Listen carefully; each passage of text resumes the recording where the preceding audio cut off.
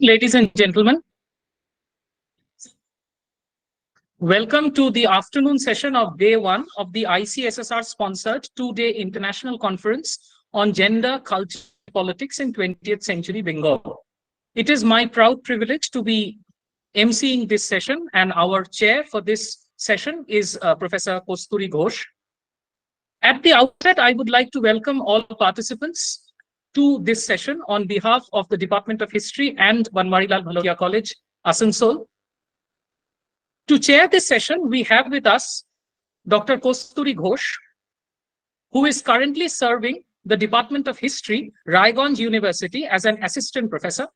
An alumnus of Jadavpur University, Dr. Ghosh acquired her doctoral degree in 2015 on the Women Lawyers of the Calcutta High Court, a history of a profession in the 20th century. A few of her thematic specializations are gender, history of modern India, judicial history of modern Bengal, intellectual history, cultural history of 19th century Bengal, and so on.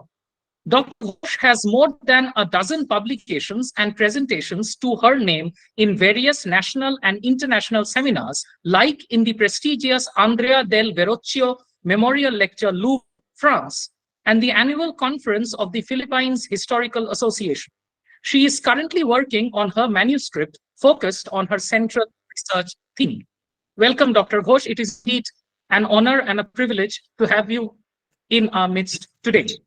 Now, since we are already running late, this is a humble request on the part of the organizers to all participants to kindly limit your talk to 5 minutes.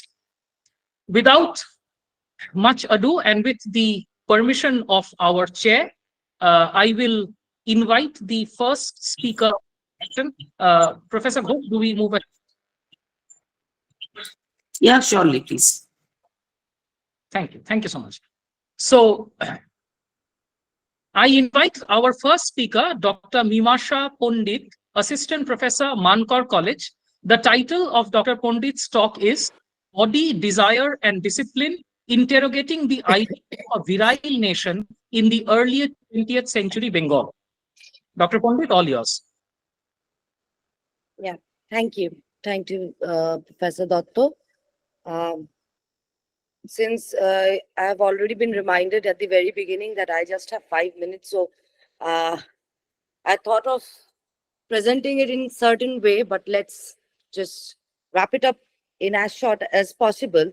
So the idea of virile nation that I talk here in this paper is mainly taken from Mrinalini Sinha's idea of virile nation, how a nation was being imagined as a masculine nation in going against the epithet of effeminacy that was used for the Bengalis in the early 20th century. And since this is in the early 20th century, my paper is focused on, this is a time period when we have two things going about at the same time. One is definitely, we are all aware of the Swadeshi and the boycott agitation beginning in 1905. But apart from that, we also have a well-entrenched public sphere which makes this idea of nationality and nationalism debated and contested amongst people in the public sphere. Now, moving on, there are different trends, as Sumit Sarkar talks of in his book on Swadeshi movement. There are different trends. What are these trends of nationalist ideas? These are nothing but the different notions of nationalism which were prevalent during the period, and they were contesting with each other. And one of the trends that he talks of is that of revolutionary organizations, which is violence-based, which are using the idea of a violence as a central theme of imagining a nation.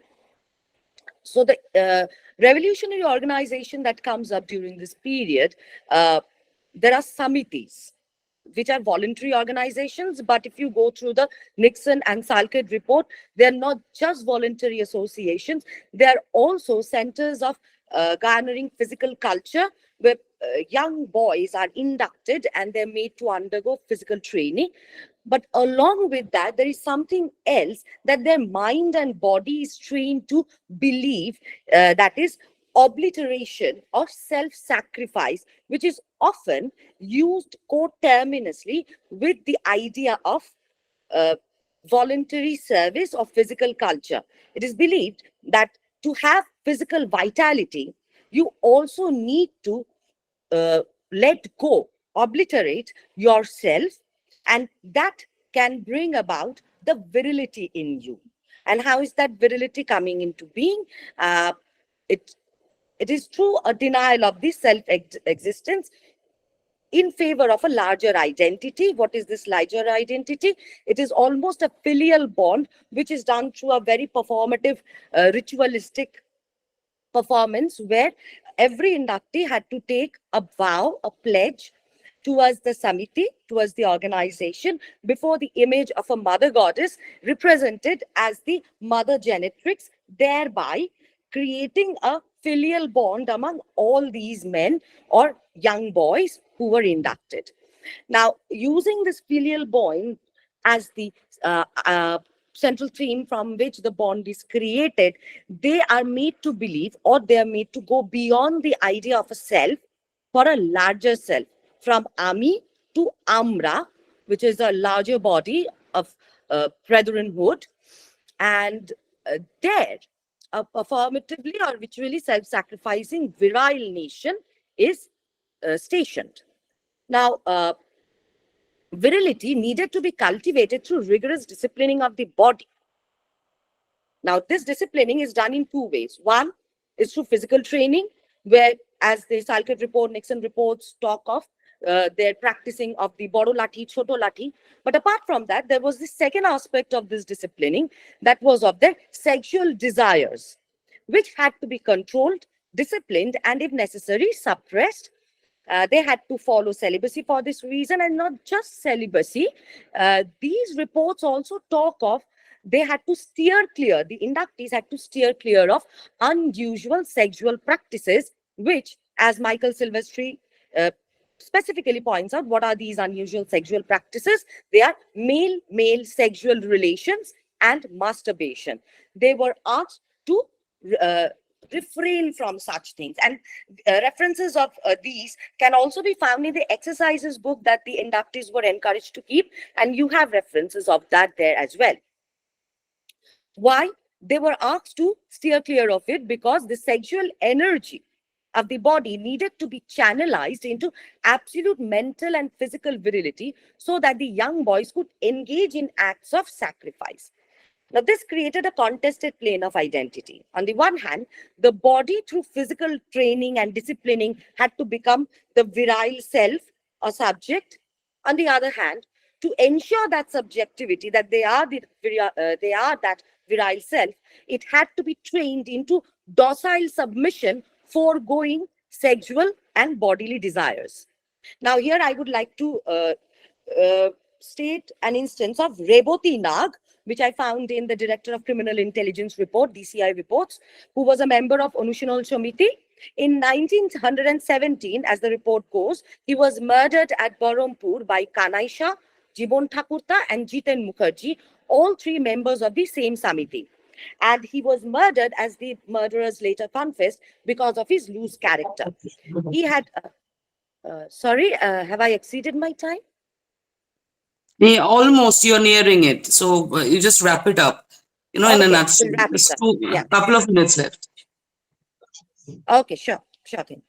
So, because of his loose character, which came about because of the unnatural intercourse he supposedly had with one Gopin Chakraborty, again, a political absconder and a member of the Samiti. So, Reboti, a trope of discipline was created where, through a ritualistic performance, a spectacle was created. Reboti was wrestled into submission. Then his body was dismembered, his head was cut off, it was disfigured, and the remains of his body, cut into pieces, were thrown into a nearby river. That was not just the spectacle, it was a spectacle. It was meant for public viewing because the other members of the Samiti who supposedly harbored such desires or secretly had such practices of unnatural sexual intercourse, they were made forcibly, they were made to witness it. Now, this was an exemplary spectacle. So prowess was restored through the spectacle, body disciplined, desire mutilated and suppressed, and virile nation restored to its glory. Now, virile nation, if interrogated through this, was therefore not just an imagined idea, it was an equally performed idea undergoing strict process of discipline. Thank you. Thank you, Dr. Pandit. I have a question for the organizers. Do we have the question answer sessions now or at the end of the entire panelists? Sir, if anyone can just clear it. Okay, I guess we'll have to wait for that. So I will move on to the next speaker. Thank you, Dr. Pandit, for the lecture. We'll come back if the time permits. We will come back to and we'll discuss it. Thank you. Next, I will call upon Bhattacharjee. Monideepa is an assistant professor from Srirampur College, and Monideepa Bhattacharjee will be speaking on nationalism in India, a reassessment of Indian nationalism as reflected in the writings of Rabindranath Tagore. Monideepa, if you can please come forward. Yeah. Good afternoon, everyone. Can you all hear me? My connectivity is very poor. I've had problems since the morning. Can you all hear me? Yes, you are audible, but yet not visible, I guess. So I've not switched on the camera because it might just affect the thing. Okay, so please, you may begin your paper. Yeah, surely. Yeah. So good afternoon once again. In my presentation, I would be talking about Rabindranath Tagore's ideas about nationalism as presented in his essay, Nationalism in India. Now, Tagore had delivered a series of lectures across the USA during 1916. These lectures were later compiled and published in the form of a book in 1917.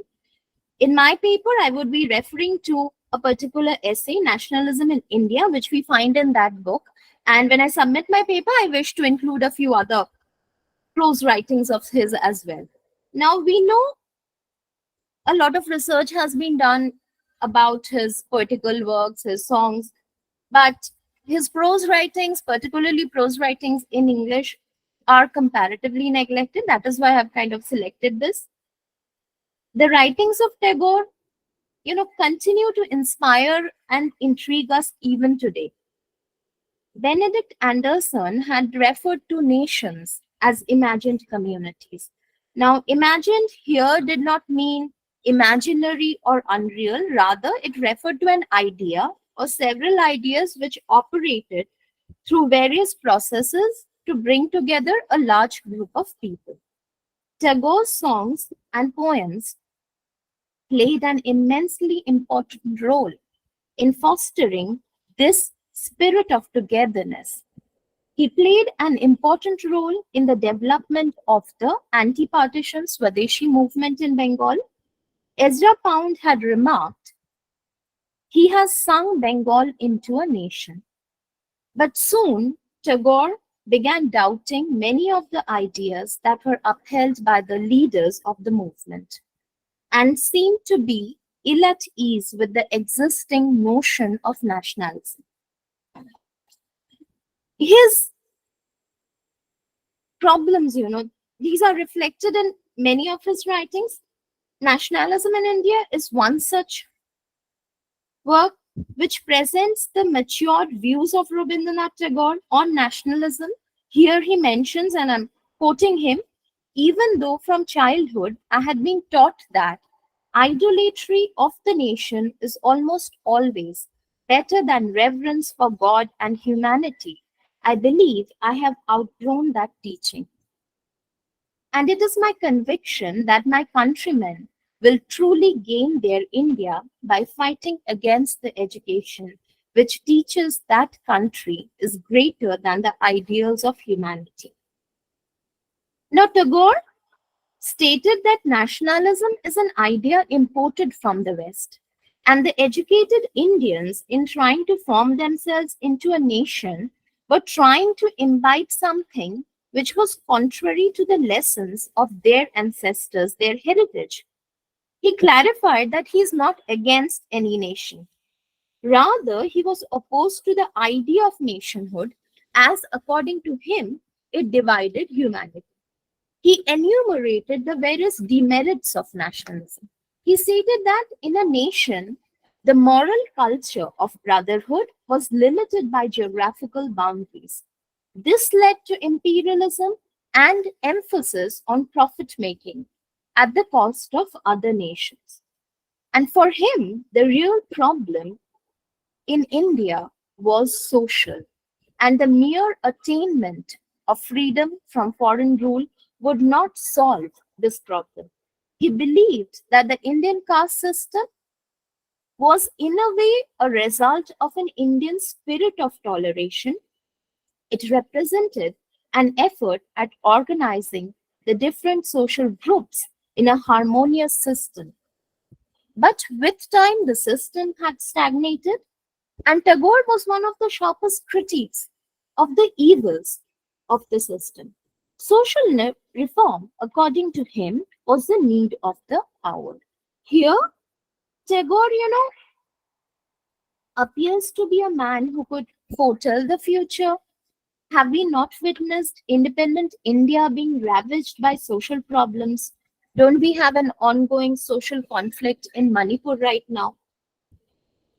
So perhaps it's the right time to look back at Tagore and his ideas. According to him, the future of mankind lay in adopting moral principles as the guiding force. And once again, I would like to quote him: "Let our civilization take its firm stand upon its basis of social cooperation, and not upon that of economic exploitation and conflict. How to do it in the teeth of the drainage of our lifeblood by the economic dragons is the task set before the thinkers of all Oriental nations who have faith in the human soul." Tagore realized that the well-being of India depended on the well-being of all humanity. His ideas were similar to the modern concept of internationalism and also to the early historical idea of Vasudhaiva Kutumbakam. The term is mentioned in the Upanishads and then kept reappearing in various early Indian texts like the Hitopadesha. Ma'am, you have raised your hand. Is my time Yeah, up? your time. Yeah. It's almost Okay, 6 minutes, so just try and okay. wrap it up. So yeah, this is the argument, a stress on moral values, which he considered to be necessary, a stress on social reform, and the kind of aggressive, exclusive nationalism which we witness nowadays, is to be abandoned. That's what I've tried to argue here in my paper. I would kind of put forward his views and his detailed critique of nationalism as he had seen and what alternative way we can follow.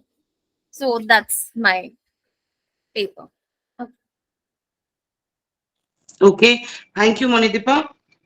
We'll come back if the time permits for questions and answers. Now, next we have Komulika Mukherjee. Komulika Mukherjee is an assistant professor of Durgapur Government College, and she'll be speaking on the challenges and prospects tribal women in post-colonial India. So, Komulika, Namaskar. yeah, good afternoon. You may start, please. Good You have afternoon. 5 minutes. Good Okay? afternoon, sir. Lovely. Okay, ma'am. Thank you. My paper name is The Challenges and Prospects Tribal Women in Post-Colonial India. অর্ধেক আকাশে যাদের দাবি, সমাজে সেই নারীদেরই ইতিহাসের বিভিন্ন সময়ে বারবার প্রতিবন্ধকতার মুখে পড়তে হয়। যুদ্ধ হোক বা কোনো প্রাকৃতিক দুর্যোগ, সব থেকে বেশি দুর্দশার মধ্যে পড়তে হয় নারীদের। যে বাধা পুরুষদের কাছে কোনো বাধাই নয়, সেই বাধাই নারীদের কাছে হয়ে ওঠে দুর্লঙ্ঘ পাহাড় সম। আমরা ইতিহাসের বিভিন্ন পর্বে দেখেছি সমাজের বিভিন্ন অংশের কাছে, সমাজের আমরা উচ্চ হোক বা তথাকথিত নিম্ন বর্ণ যাদের কি দেখি না কেন, নারীদেরকে আমরা বিশেষ বিশেষ বাধার সম্মুখীন হতে দেখি। ভারতের আদিবাসী নারী সমাজও তার ব্যতিক্রম নয়। আমাদের এরকম একটা প্রচলিত ধারণা আছে যে আদিবাসী মেয়েরা আদিবাসী মেয়েদের তুলনায় তথাকথিত বেশি স্বাধীনতা ভোগ করে। বিভিন্ন ট্রাইবাল সোসাইটির কথা আমরা জানি, যেখানে মাতৃতান্ত্রিক সোসাইটি বা মাতৃতান্ত্রিক সমাজের আছে তাদের মধ্যে, কিন্তু তাদেরকেও আমরা দেখেছি বা সেই সমস্ত সমাজেও আমরা দেখেছি যে সেখানে তাদেরকে বিভিন্ন তাদের অধিকারের জন্য বিভিন্ন রকম বাধার তাদেরকে বারবার সম্মুখীন হতে হয়েছে। সাহিত্য এবং চলচ্চিত্রে আমরা দেখেছি আদিবাসী নারীদের যৌনতাকে বহুল প্রচার দেওয়া হয়েছে, কিন্তু এই মুক্ত যৌনতাকে তথাকথিত সভ্য সমাজ কি চোখে দেখে সে প্রশ্ন উঠতে পারে। মনে রাখতে হবে, আদিবাসী নারী কোনো সমজাতীয় গোষ্ঠী নয়, তারা বৈচিত্র্যপূর্ণ এবং পৃথক পৃথক সংস্কৃতির অধিকারী। ভারতবর্ষের বিভিন্ন প্রান্তে যে বিভিন্ন আদিবাসী গোষ্ঠী ছড়িয়ে আছে, তাদের বিভিন্ন তাদের সেই সমস্ত গোষ্ঠী নারীদের বিভিন্ন রকম সমস্যার মধ্য দিয়ে কিন্তু প্রত্যেক দিন যেতে হয়। সমাজ স্থিতিশীল নয়, তাই আদিবাসী নারীর স্থানও ক্রমে বিভিন্ন সময়কালে রূপান্তরিত হয়ে চলেছে।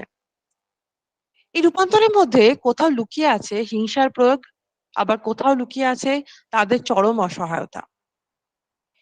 বিশ্বায়ন এবং নয়া উদারনীতিবাদের আঘাতে ক্রমশ হারিয়ে যাচ্ছে তাদের স্বয়ংসম্পূর্ণ অর্থনীতি। যে জঙ্গল ভিত্তিক অর্থনীতি, অরণ্য ভিত্তিক অর্থনীতির ওপর তারা নির্ভরশীল ছিল যুগ যুগ বছর ধরে, স্বাধীনতার পরবর্তীকালে আমরা দেখতে পাচ্ছি সেই জঙ্গল, সেই অরণ্য তাদের কাছ থেকে দূরে সরে যাচ্ছে এবং তারা যে সমস্ত অর্থনৈতিক চিরাচরিত ধারায় অভ্যস্ত ছিল, সেই সমস্ত চিরাচরিত জীবিকা থেকে তারা বেরিয়ে আসছে। তারা বেছে নিচ্ছে কোথাও পরিযায়ী শ্রমিকের কাজ, কোথাও কোথাও সংরক্ষণ বা বিভিন্ন কারণে তারা পড়াশোনা শিখছে, সরকারি চাকরি বা অন্য কোনো পেশা গ্রহণ করছে, কিন্তু সে সমস্ত সংখ্যা নারীদের মধ্যে খুবই নগণ্য। নারীর অবস্থান বোঝার আরেকটি সূচক হলো নারী স্বাস্থ্য। কিন্তু স্বাধীনতার পরেও আমরা দেখেছি আদিবাসী সমাজে শিশু মৃত্যুর বর্ধিত হার, রোগ এবং স্বাস্থ্য সম্পর্কে সচেতনতার অভাব এবং অপুষ্টি, সেগুলো কিন্তু নারী স্বাস্থ্যের উন্নতির কথা বলে না। শিক্ষা সংরক্ষণ থাকা সত্ত্বেও নারী শিক্ষার ছবিটিও খুব আশাব্যঞ্জক নয়।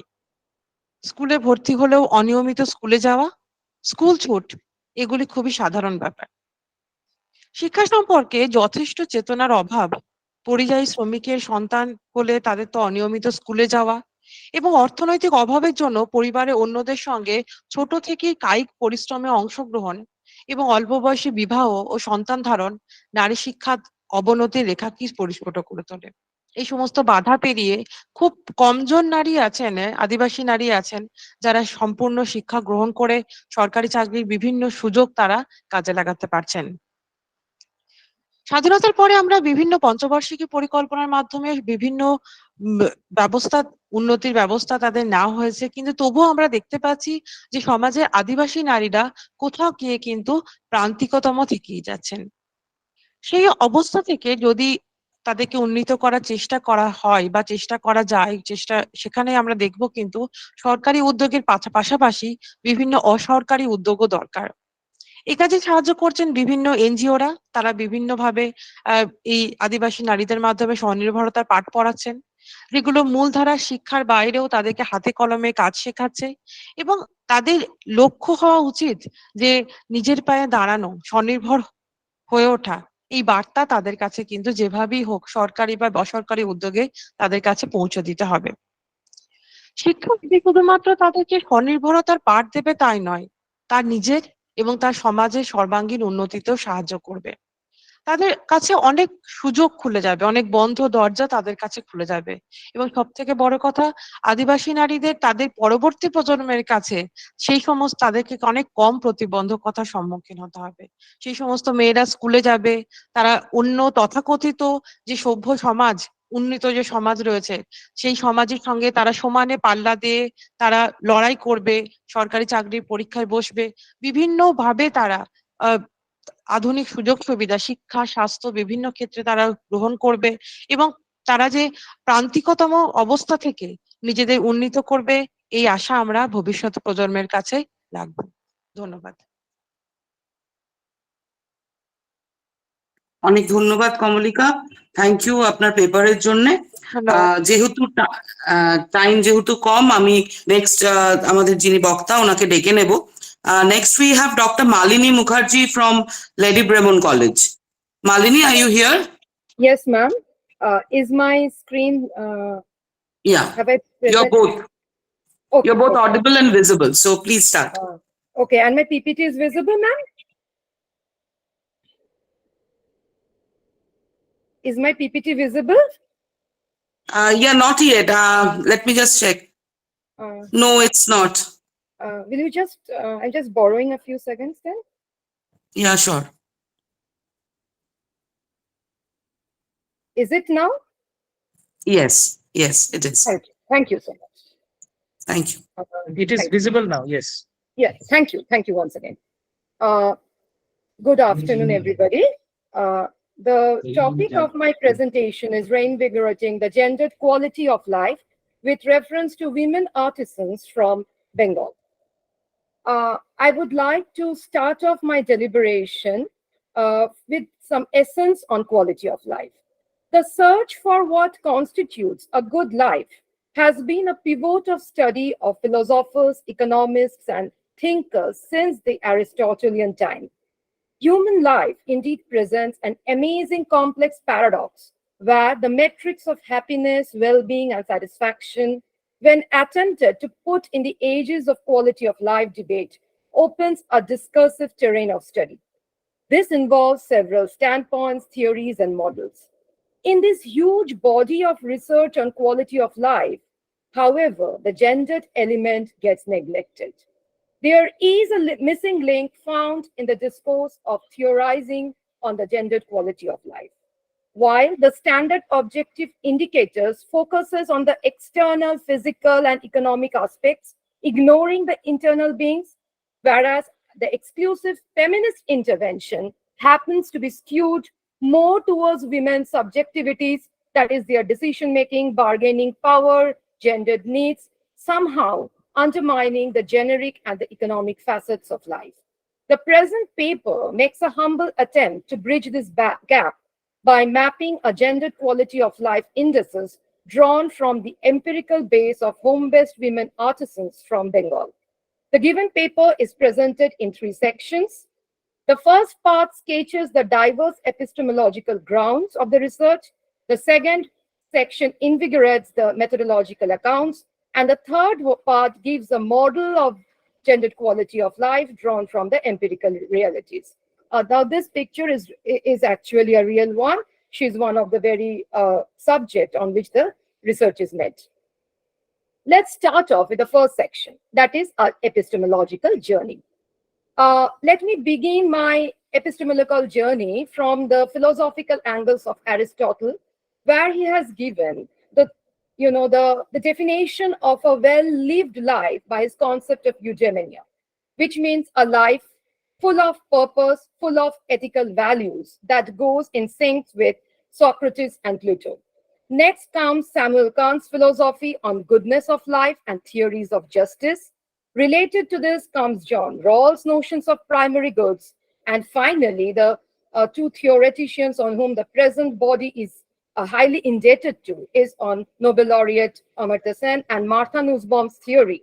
Nobel laureate's concepts in enhancing the human well-being is measured by the concept of capability expansion, which means freedom of choice.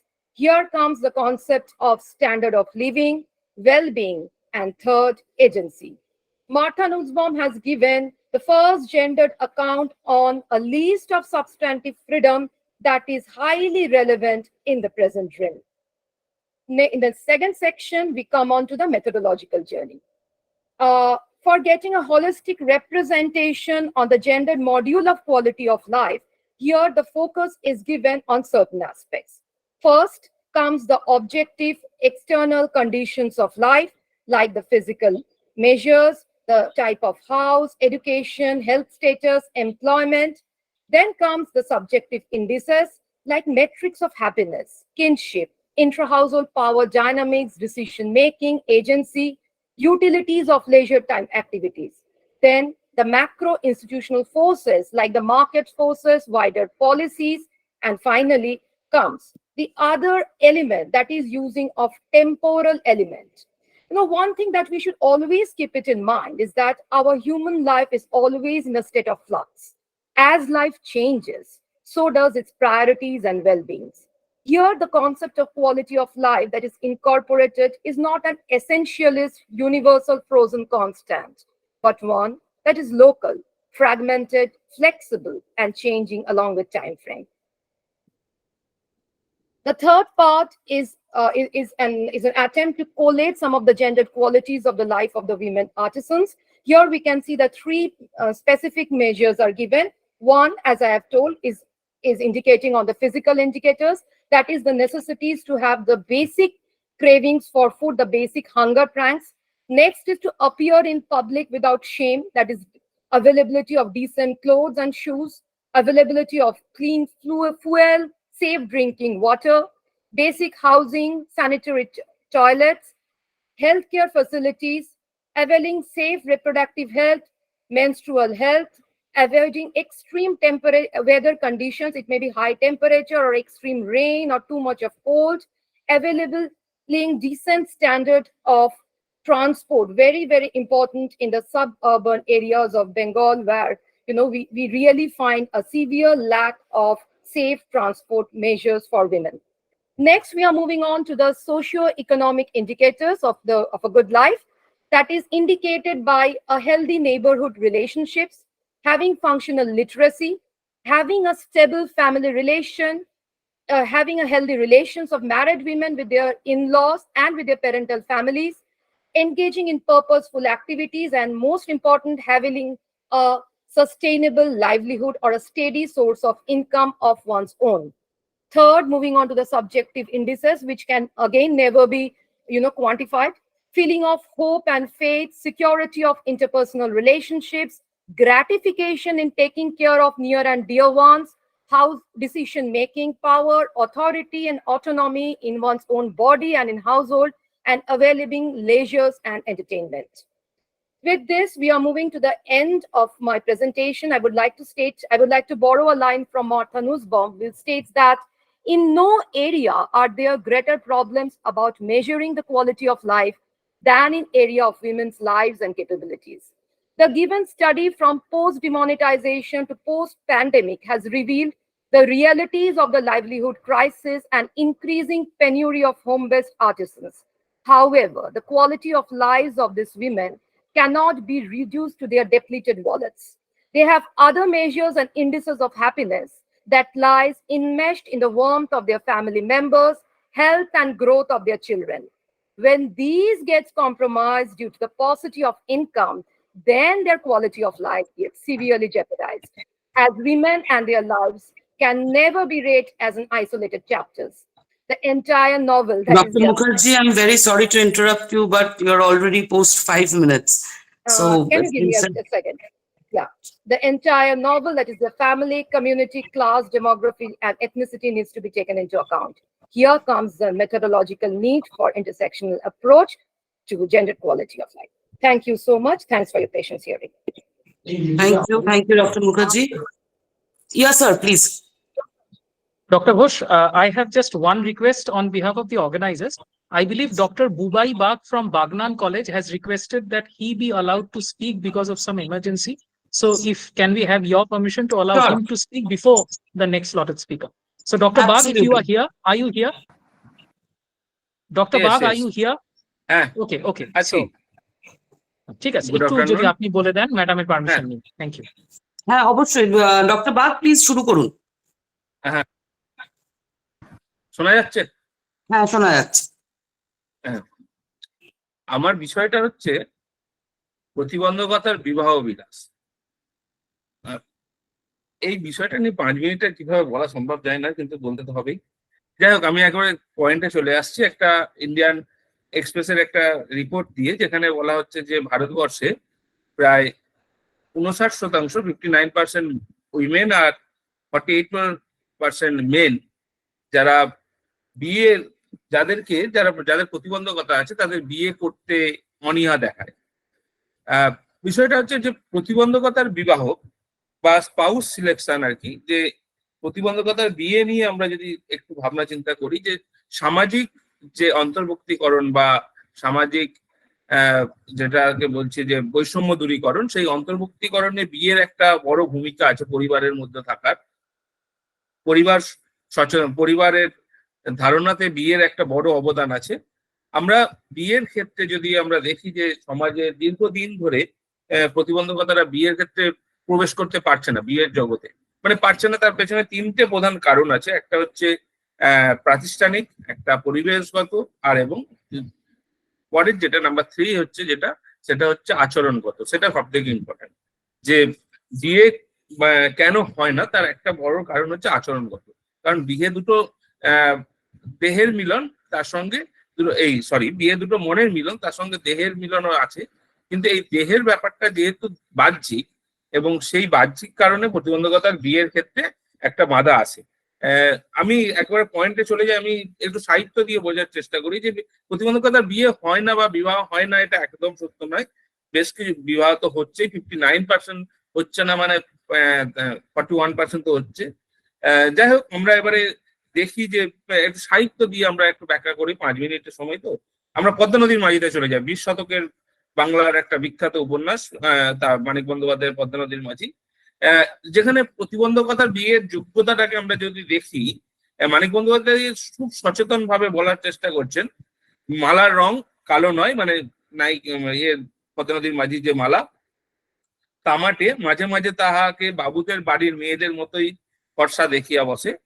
জেলেপাড়ার কোন স্ত্রী লোকের গায়ে এমন চামড়া নাই। একটা পা যদি ওর হাঁটুর কাছ থেকে দুমড়ায়া বাঁকিয়ে না যাইতো, কুবেরের ঘরে ওর পায়ের ধুলো ঝাড়িতে আসিত, ধুলা ঝাড়িতেও আসিত। ফলে বিয়ের ক্ষেত্রে যে প্রতিবন্ধকতার বিষয়টা কতটা অবদমিত বা অবনমিত হয়, সেটা আমরা এই মানিক বন্দ্যোপাধ্যায়ের পদ্মা নদীর মাঝি থেকে দেখতে পাচ্ছি। শুধু বিয়ের পরে আরো একটা উদাহরণ, আমরা যদি যতীন্দ্রমোহন সেনগুপ্তের অন্ধবধূ কবিতাটা দেখি, তাহলে দেখতে পাবো যে তার অন্ধত্বের জন্য কিভাবে তার স্বামী তাকে বঞ্চিত করেছে বা অবহেলা করেছে। এটা যেন মহিলাদের বিয়ের ক্ষেত্রে, পুরুষদের বিয়ের ক্ষেত্রে আমরা অবশ্য অন্য দৃশ্য দেখি। বিশেষ করে আমি এখানে দুটো উপন্যাসের কথা বলবো। একটা হচ্ছে সঞ্জীব চট্টোপাধ্যায়ের দ্বিধা উপন্যাস, আর একটা হচ্ছে আবুল বাসারের স্পর্শের বাইরের কথা বলবো। দ্বিধা উপন্যাসে দেখা যাচ্ছে যে তার বান্ধবী, সুমনের বান্ধবী নিজে থেকেই তাকে বিবাহের প্রস্তাব দিচ্ছে, রেখা বিয়ের প্রস্তাব দিচ্ছে, বিবাহ করছে। আবার স্পর্শের বাইরের ক্ষেত্রে একই ধরনের দৃশ্য আমরা দেখতে পাচ্ছি যে ঈশান চন্দ্রের সঙ্গে অপর্ণার একটা বিবাহের সম্পর্ক তৈরি হচ্ছে, এবং দুটো ক্ষেত্রে কিন্তু পুরুষ তার ইচ্ছাটাকে খুব একটা গুরুত্ব দিচ্ছে না। এখানে তার প্রতিবন্ধকতাটা তার কাছে এতটাই আচরণগত, মানে শুধু যে অপ্রতিবন্ধীদের কাছ থেকে আচরণগত অসুবিধা আছে তা নয়, প্রতিবন্ধকতার ভেতরকার যে অসুবিধা বা ভেতরের যে আচরণগত তফাৎ, তার আচরণগত পার্থক্য, তার প্রেক্ষিত থেকেই দেখা যাচ্ছে যে রেখা হচ্ছে দ্বিধা উপন্যাসের নায়িকা, এবং স্পর্শের বাইরের উপন্যাসের অপর্ণা নায়িকা। এরা দুজনে প্রেমের প্রস্তাব দিচ্ছে ওই প্রতিবন্ধী ব্যক্তিকে। কারণ এই আমরা সাধারণভাবে দেখি যে আমাদের সমাজে পুরুষরা বিয়ে করে, নারীদের বিয়ে হয়, কিন্তু প্রতিবন্ধকতার ক্ষেত্রে পুরুষ নারী ব্যাপার নয়, এদের বিয়ে হয়, এরা বিয়ে করতে পারে না, এদের বিয়ে হয়, বা এরকম একটা চেতনা আছে। আমরা বিয়ের পেছনে এই ধরনের একটা অজ্ঞতার কারণ হিসাবে অনেকে বলার চেষ্টা করেছেন যে একটা যৌনতার ব্যাপারটাও আছে, যে যৌনহীনতা বা যৌন চেতনার কথা বলা হয়, যে তারা যৌনতার জন্য, মানে বেসিক্যালি আমরা সাধারণভাবে প্রতিবন্ধকতার ক্ষেত্রে দেখি হয় তাদেরকে আমরা দেখি যে তারা যৌনভাবে অক্ষম অথবা অধিকভাবে যৌন অভিলাষী আর কি। এই ফলে স্বাভাবিকতার একটা আমরা অভাব দেখতে পাই। আবার স্বাভাবিকতার অভাবের জন্য ফলে এই যৌনতার বিষয়টা প্রতিবন্ধকতার সঙ্গে স্বাভাবিকতার একটা সম্পর্ককে আমরা ব্যাখ্যা করার চেষ্টা করি, যে প্রতিবন্ধকতাকে স্বাভাবিক হিসেবে দেখা হয় না বলে। আমি জাস্ট রিসেন্ট কয়েকটা উদাহরণ দিয়ে ব্যাপারটাকে বোঝার চেষ্টা করছি যে সমাজে শুধু প্রতিষ্ঠিত বলতে এখানে আমি আর্থিকভাবে প্রতিষ্ঠার কথা বলছি। আর্থিকভাবে প্রতিষ্ঠা হলেই যে তার বিবাহ হবে এরকম নয়। অনেক ধরনের আমাদের এমনি আমরা জানি যে জাতি, ধর্ম, বর্ণ, লিঙ্গ নির্বিশেষে বিবাহের বিষয়টি নির্ভর করে, কিন্তু তার সঙ্গে তাদের থেকেও বেশি নির্ভর করে প্রতিবন্ধকতার বিষয়টি। কারণ প্রতিবন্ধকতার চেতনাটা দীর্ঘদিন ধরে এমন ভাবে বহন করা হয় যে প্রতিবন্ধী মানুষদের বিয়ের ব্যাপারে একটা অনীহার প্রদর্শন করা হয়ে থাকে। আই থিঙ্ক আমি 5 মিনিটের মধ্যে শেষ করতে পেরেছি, কারণ সময়টা তো কম। হ্যাঁ, একদমই। হ্যাঁ। থ্যাংক ইউ ডক্টর বাগ, মানে ভীষণ ভালো একটা টপিক, এবং সময় যেহেতু কম, খুব কম ওয়েতে আমরা মানে এটা শুনলাম আর কি, বাট কিছু করার নেই। Thank you anyway. আমরা নেক্সট ডেকে নেব thank you doctor doctor. Ghosh, thank you. Thank you, হ্যাঁ পরে কথা হবে। হ্যাঁ, পরে একদম হ্যাঁ, একদম পরে কথা হবে। হ্যাঁ, চলো টাটা। হ্যাঁ, হ্যাঁ, টাটা। ডক্টর দিশারি রয়, আমরা ডেকে নেব doctor Dishari Roy from Diamond Harbour women's university. Doctor Roy, আপনি কি আছেন? হ্যাঁ, আমি আছি। হ্যাঁ, সো ইটস আমি ইয়ার্স। আমাকে শোনা যাচ্ছে? Yes, okay, thank you. So my topic, that topic on which I've decided to speak today, is contextualizing dowry and violence against women in post-independent India. I begin by defining what dowry is. In many traditional societies, the transfer of money and goods is associated with marriage. When these transfers are made from the brides and their families to the families of the groom, they are generally classified as dowries. Dowry means any property or valuable security given or agreed to be given by the bride's family to the bridegroom's family. This is how dowry has been defined as per Section 2 of the Dowry Prohibition Act of 1961. Now, dowry as a cultural practice is an integral part of marriage in India, where arranged marriages are the norm. The purpose of this paper was to survey the available literature on dowry system in order to examine the reasons behind the existence of this system, and also to contextualize dowry as a form of violence against married women in post-independent India. The use of dowry in India is a centuries-old custom with roots in Hindu mythology and religion. Most countries with patrilineal history expect women to bring dowry at the time of marriage. However, if we look at the history of dowry, we will find that dowries originally started as love gifts for marriages of upper caste individuals. But during a medieval period, the demand for dowry became a must for marriage. It gradually started to be practiced by the lower class families also. So we can see that a rapid transformation has taken place. A gift exchange that once brought harmony between the two families has now ruthlessly amended itself into a monetary extraction from the bride's family. This has shattered familial relationships, be it cash, gold, or property. The additional financial responsibility is proving burdensome on the bride's families in India. Dowries can encourage sex-selective abortions, and specifically, I would like to stress here on the female feticide, which is quite pertinent and which becomes quite evident if we look at the CSR or the child sex or the CSR of the child sex ratio report as per Census of India for 2011. Dowries can also ignite violence against married women in the hope of extracting more money, and it can also alter the investment decision of the households. However, when dowry was prevalent in ancient India, there it was not really associated with bride torture. But now we can see that dowry is one of the leading reasons behind the occurrence of domestic violence in family. Now, when we talk about violence against women, we know that it is mostly perpetrated by the husbands and in-laws. We need to look at the power dynamics of the various women who are involved in dowry negotiation. Mother, the daughter, the mother, the bride, the mother-in-law, the sister-in-law. The women here are divided against each other, and the mother-in-law and sister-in-law are often involved in the murder of the bride. The role of women in perpetrating violence against other women is explained by gender issues, power issues, family dynamics, and possibly the abuse faced by the mother-in-law herself. Despite this, many sections of the society consider dowry to be important because it provides a wealthy bride who can marry into a higher social caste and also increases the wealth and the social status of the groom's family.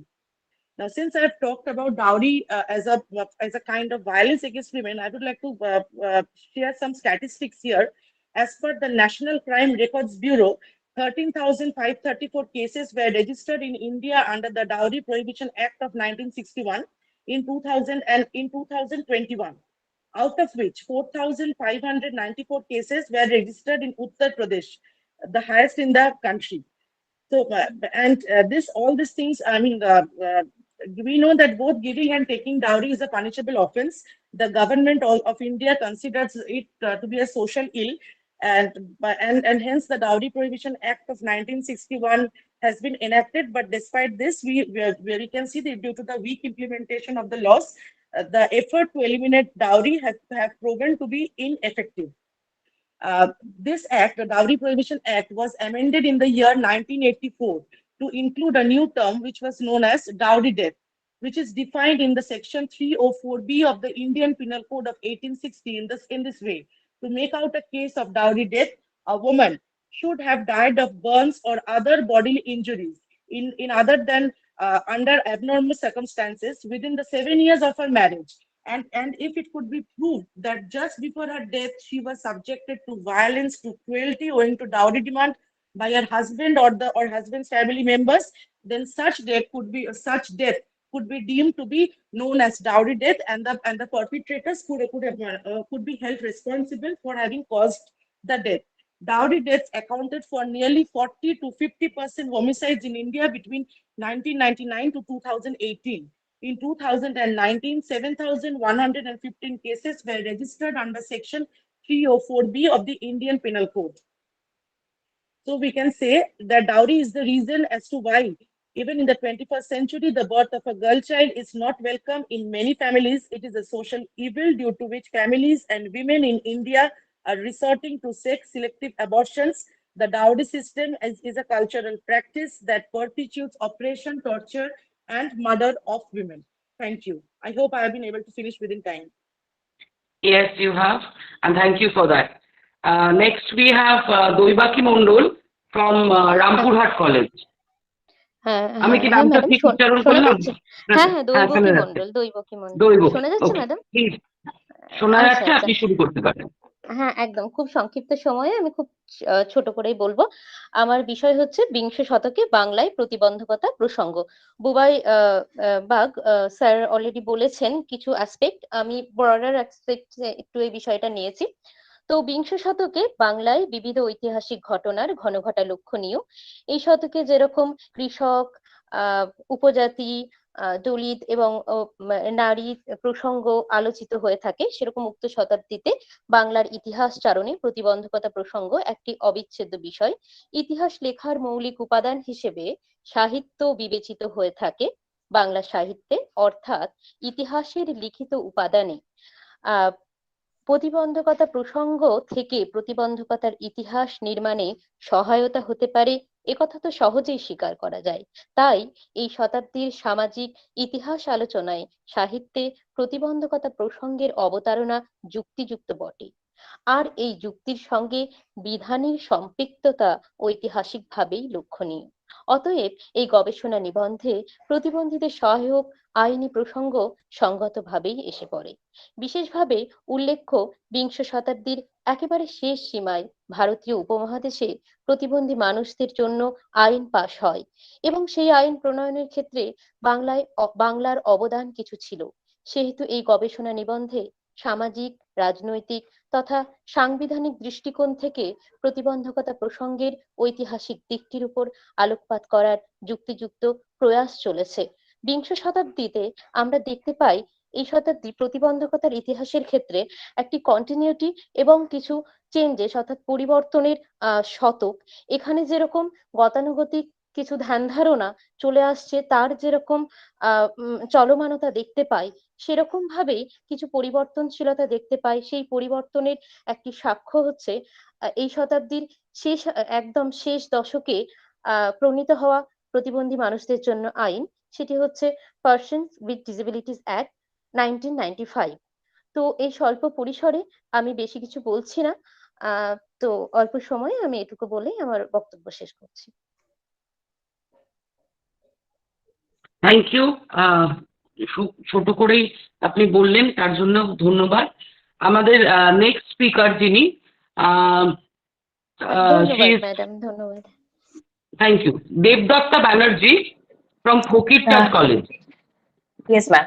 Hello. Am I audible to all? Hello. To me, you are, and you may start, please. Okay. Today, the topic of my discussion is the press in the conflict between Congress-led government and the communists in opposition, West Bengal, time period 1947 to 1952. As we all know that after nearly 200 years of subjugation, India gained independence on 15th August 1947, but it came with harsh realities, the harsh realities of painful partition and displacement. And unfortunately, Bengal and Punjab, these two frontier states, were the worst sufferers of partition, following the historic division of the two provinces by the colonial rulers. The people of these two states witnessed the utmost trauma of violence. Now, focusing on the newly created state of West Bengal, it should be mentioned first that the partition abruptly disrupted the lives and livelihoods of Bengalis by displacing thousands of them. Not only that, the new nation state started its journey with enormous challenges of affected economic conditions, poverty, food shortages, price hikes, health issues, continuing corruption, political instability, communal disturbances, and along with, of course, I have already mentioned the alarming problems of refugee influx and forceful displacement. However, focusing specifically on its political part, the Congress started governing with Dr. Prafulla Chandra Ghosh being the first premier in the first cabinet of the newly formed province of West Bengal, and a serious political alternative was offered by the communists in West Bengal during the post-partition era. The national government was facing a serious political challenge from the communists as opposition. To discuss about the role of the communists in post-partition Bengal, first we have to focus on the fact that when India was going through the process of transfer of power and experiencing a major shift, the policy for India in Moscow was going through some changes. Considering the international scenario, they emphasized the need for revolutionary struggles in the colonies instead of the evolutionary process. In terms of India, following the above resolution, the Mountbatten Plan was absolutely opposed by the Soviet Union because it was seen as a British strategy designed to maintain imperialist rule in the subcontinent. Furthermore, the Soviet leadership declared a Cold War on the Nehru government. They accused the Mountbatten Plan as a betrayal of the nationalist cause and attacked the Nehru government for accepting it. And according to them, Nehru and his allied bodies had negotiated with the British. But the response of the Indian communists immediately after the independence was not at par with the Soviet decision on the Indian question. The party decided to support the Nehru government. The leaders of the Communist Party of India did not blame the nationalist leadership for accepting the Mountbatten terms and called for the association between the Communist Party of India and the Congress. But the significant thing was that the radical wing of the Communist Party of India was not in favor of this loyalty stand. And in December 1947, just after the independence, the Communist Party of India declared that Indian independence was fake and their new slogan was "Ye Azadi Jhoota Hai." The emerging leader of the radical line of the party, Rana Dive, wrote in the People's Age that the Nehru government was compromising and it was developing authoritarian attributes. Therefore, a movement had to be started to replace it and thus achieve the real independence. In December 1947, it was declared a complete reversal of the party orientation, and in order to overthrow the bourgeois leadership, the resolution urged cooperation between the workers, the peasants, and the progressive intellectuals. And at this critical juncture, the Communist Party of India held its second Congress at Calcutta between 28th February and 6th March of 1948 and announced that the national government, which was established on 15th August 1947 was fake and needed to be replaced. West Bengal followed suit. A section of the communist leadership truly believed that a revolutionary situation existed in Bengal, if not the country as a whole. So they did not want to let the opportunity slip out of their hands. In Bengal, after the second party congress, the members of the party mouthpiece, Shadhinata, gladly accepted the new party line of Ranadive, and they published the news of armed revolutions in different parts of the world to inspire the people of Bengal. The Congress government moved swiftly with the familiar tools of repression to deal with a situation that it perceived to be the gravest threat to the national security. In the meantime, the West Bengal Security Act was passed on 15th January 1948 with the provision of detention without trial for 3 months.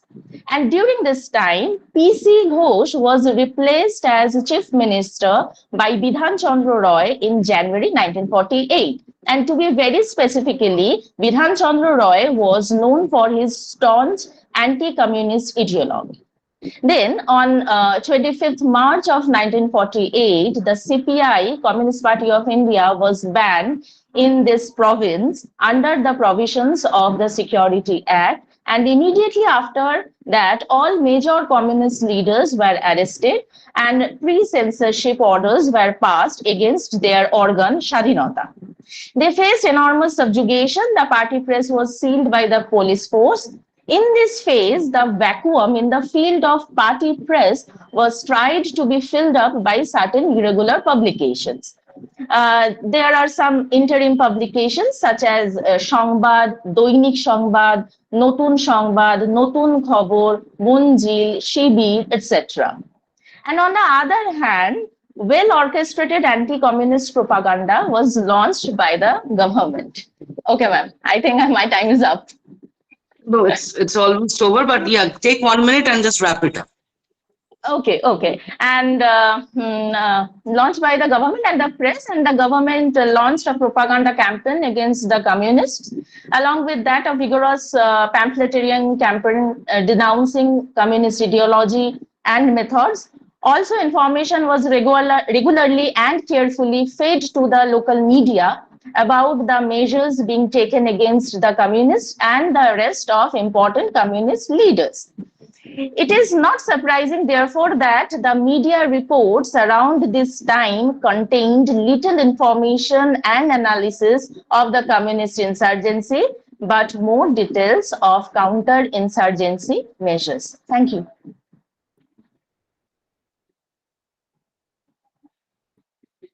Thank you, Ms. Banerjee. Now we have Dr. Sudipta Dhakar from Durgapur Government College. ধন্যবাদ madam, শুনতে পাচ্ছেন? Madam নমস্কার। নমস্কার। আমার বিষয় হচ্ছে বিশ্বায়নের চতুর্দিক। আমি আমার টপিকটাই শুরু করছি। বিশ্বায়ন একটি সাধারণ শব্দ যা সমগ্র বিশ্বকে একত্রিত করে, অর্থাৎ বিশ্বায়নে বিভেদ ও বৈষম্যকে প্রাধান্য না দিয়ে আন্তর্জাতিক সংহতি তৈরির কথা বলে। এবং এখন আমরা যে বিশ্বায়নের এই কথাগুলো যেগুলো শুনছি, সেই কথা আজ থেকে বহু হাজার বছর পূর্বে বৈদিক ঋষিরা মন্ত্রের দ্বারা তারা সেই কথাগুলি এদের মধ্যে সূচিত করেছেন। আমরা যদি ঋগ্বেদ সূক্তের ঋগ্বেদের অন্তিম সূক্তের একটি মন্ত্র যেখানে আছে সংজ্ঞাচ্ছাদম সংবাদার্থম সাঙ্গন গুরুমানাম সৃজান। বৈদিক ঋষিদের এই প্রার্থনায় ভারত আত্মা শাসিত বাণীর মাধ্যমে সংস্কৃতির যোগসূত্র বিশ্বায়নের যে কথা বলা হয়েছে সেই বার্তা এখানে ঘনীত রয়েছে। এবার দ্বিতীয় পয়েন্টে আমি যেটা উল্লেখ করেছি প্রথমে, যে এই বিশ্ব দরবারে সুপ্রাচীন কাল থেকে বৈদিক সাহিত্য ভারতবাসীর সভ্যতা ও সংস্কৃতির ইতিহাসে, যেমন শ্রুতি, স্মৃতি, ধর্মসূত্র, ধর্মশাস্ত্র, কাব্য, মহাকাব্য ইত্যাদি যে শুধু নিদর্শন তা নয়, শুধুমাত্র যে ভারতীয় সাহিত্যের সূচনা পর্ব তাও নয়, যদি দেখি আমরা মানে ইন্দো ইউরোপীয় জনগোষ্ঠীর পূর্ণাঙ্গ ধর্মীয় সাহিত্য কীর্তির উপর কিন্তু তা পরিচিত।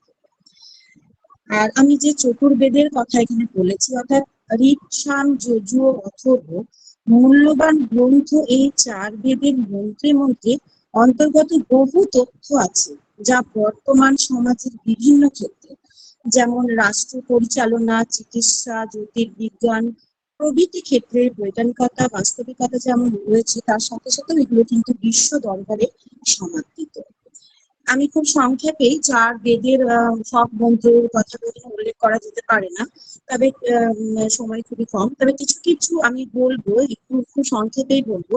যেমন প্রথমেই 4 বেদের মধ্যে ঋগ্বেদ আসে। ঋগ্বেদের অনেক মন্ত্র আছে, যেসব মন্ত্রে আমরা যে তথ্যগুলো পাই, যেগুলোর মধ্যে দেখবো যে আমরা এখন যে জিনিসগুলো নিয়ে বিশ্বে যে আলোচনা বা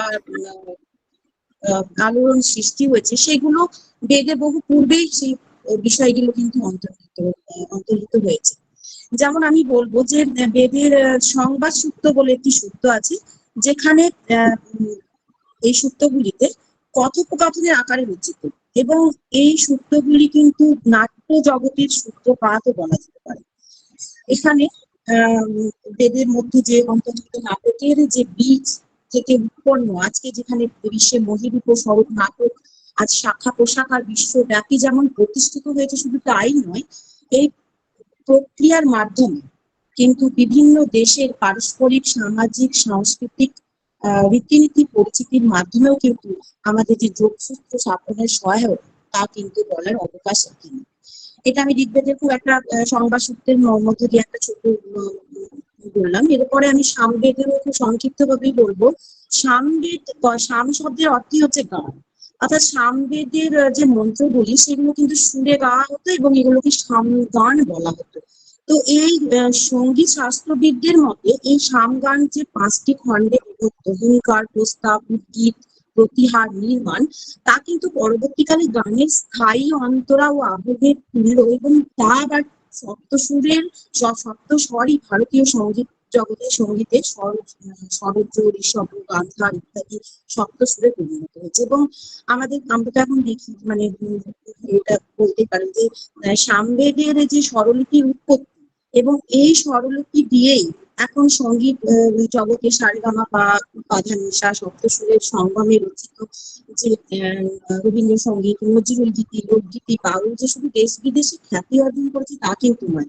এই সঙ্গীতের মাধ্যমে ভারতীয় সংস্কৃতির সাথে সাথে বৈদিক সংস্কৃতির যে একটা মেলবন্ধন, মানে সংযোগ তথা মেলবন্ধনের যে পন্থা স্বরূপ, তা আমরা বলতেই পারি।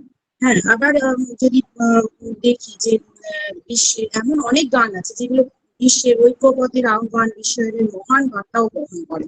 আর এখন তো রবীন্দ্রসঙ্গীতের অনুকরণে নেই, ইংরেজি অনেক গান রচিত হয়েছে, শুধু ইংরেজি ভাষাতে নয়, অনেক ভাষাতেও রয়েছে। ঠিক সেরকমও যে প্রার্থনার উৎপত্তি, অগ্রগতি, সার্থকতা যজুর্বেদের মধ্যে কিন্তু অন্তর্নিহিত। এখন পৃথিবীতে সব থেকে প্রয়োজন হচ্ছে শান্তি। সেই বিশ্ব শান্তির বার্তা যজুর্বেদের মধ্যে কিন্তু ধ্বনিত হয়েছে।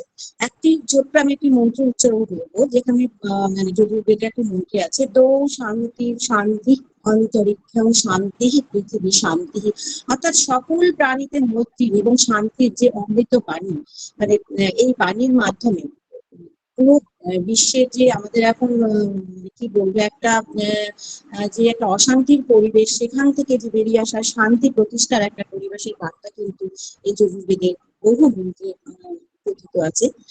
আর আমার শেষ যে অথর্ববেদ, সেই অথর্ববেদ মানে বিশ্বব্যাপী বিজ্ঞান, মনস্কতা ও সংস্কৃতির মননে অভূতপূর্ব উন্নতির পূর্বাভাস এই বেদের মধ্যে কিন্তু সূচিত হয়েছিল। আজ আয়ুর্বেদ শাস্ত্র যেভাবে দেশে বিদেশে বিকশিত, তার পথদ্রষ্টা আমরা অথর্ববেদকে বলতে পারি। অথর্ববেদের চরক সংহিতা, সুশ্রুত সংহিতা শুধু ভারতীয় আয়ুর্বেদ শাস্ত্রই নয়, বিশ্ব আয়ুর্বেদ শাস্ত্রেও যে ফলপ্রসূ তা কিন্তু আজ সন্দেহের অবকাশ রাখে না। আর ইন্দ্রজাল বা জাদুবিদ্যা, এছাড়াও আমরা যে প্ল্যান চার্ট প্রক্রিয়া বলি, সেগুলো তো এখন পুরো বিশ্বময়ী। হ্যাঁ, আর এগুলো বলার কোনোই অবকাশ নেই। এবং সবশেষেই আমি একদম সামাপ করে দেবো। যে এই সকল যে আমরা মন্ত্রগুলি বেদ থেকে পাই, এই মন্ত্রগুলি গণতান্ত্রিক রাষ্ট্রের অন্যতম আদর্শ, যেমন সাম্য, মৈত্রী ও সৌহার্দ্যের মহান আদর্শগুলি এক মন, এক সংকল্প, এক অভিপ্রায় উদ্বুদ্ধ করে বিশ্ব মানবকে ঐক্যবদ্ধের আহ্বান জানিয়ে উন্নতি ও সমৃদ্ধির পথ সূচিত করে। কিন্তু তাই আমরা যদি বলি যে বিশ্বময় বেদ আর বেদে বিশ্বাস। ধন্যবাদ ম্যাডাম, আমি একটু সংক্ষিপ্ত আকারে আমার বক্তব্যটা। ধন্যবাদ ম্যাডাম আপনাকেও। পরের জন যিনি আছেন, the next speaker we have Swagata. Swagata is a research scholar from the university of Burdwan. Swagata, আপনি কি আছেন? Are you there? হ্যাঁ, শোনা যাচ্ছে? হ্যালো, শোনা যাচ্ছে, শোনা যাচ্ছে, আপনি শুরু করতে পারেন। আচ্ছা, ধন্যবাদ। আমার বিষয়টা হলো লোক ধর্মের বিবর্তন, অর্থনৈতিক এবং মনস্তাত্ত্বিক তাৎপর্য। এখন লোক ধর্ম এই বিষয়টা কি সেটা আমাদেরকে প্রথমে ধারণা করতে গেলে বা বুঝতে গেলে আমাদের যেটা আসে সেটা হচ্ছে লোক। লোক বলতে সাধারণ মানুষকে বোঝানো হয়, অন্য কিছুই না। যারা খেটে খাওয়া দৈনন্দিন জীবনযাপনটার সঙ্গে যুক্ত সমস্ত কাজগুলোকে তারা খুব আনন্দের সঙ্গে করে, তারাই হচ্ছে লোক। তো এই লোকেদের জন্য নির্মিত বা লোকেদের উদ্দেশ্যে তৈরি করা ধর্মটাই লোক ধর্ম। তো সেই লোক ধর্ম নিশ্চয়ই হঠাৎ করে শুরু হওয়া কোনো ধর্ম নয়। যুগ যুগান্তর ধরে সেই লোকেরা যে রকম রীতিনীতি রেওয়াজ পালন করে এসেছে সেটাই হচ্ছে সেই লোকেদের লোক ধর্ম।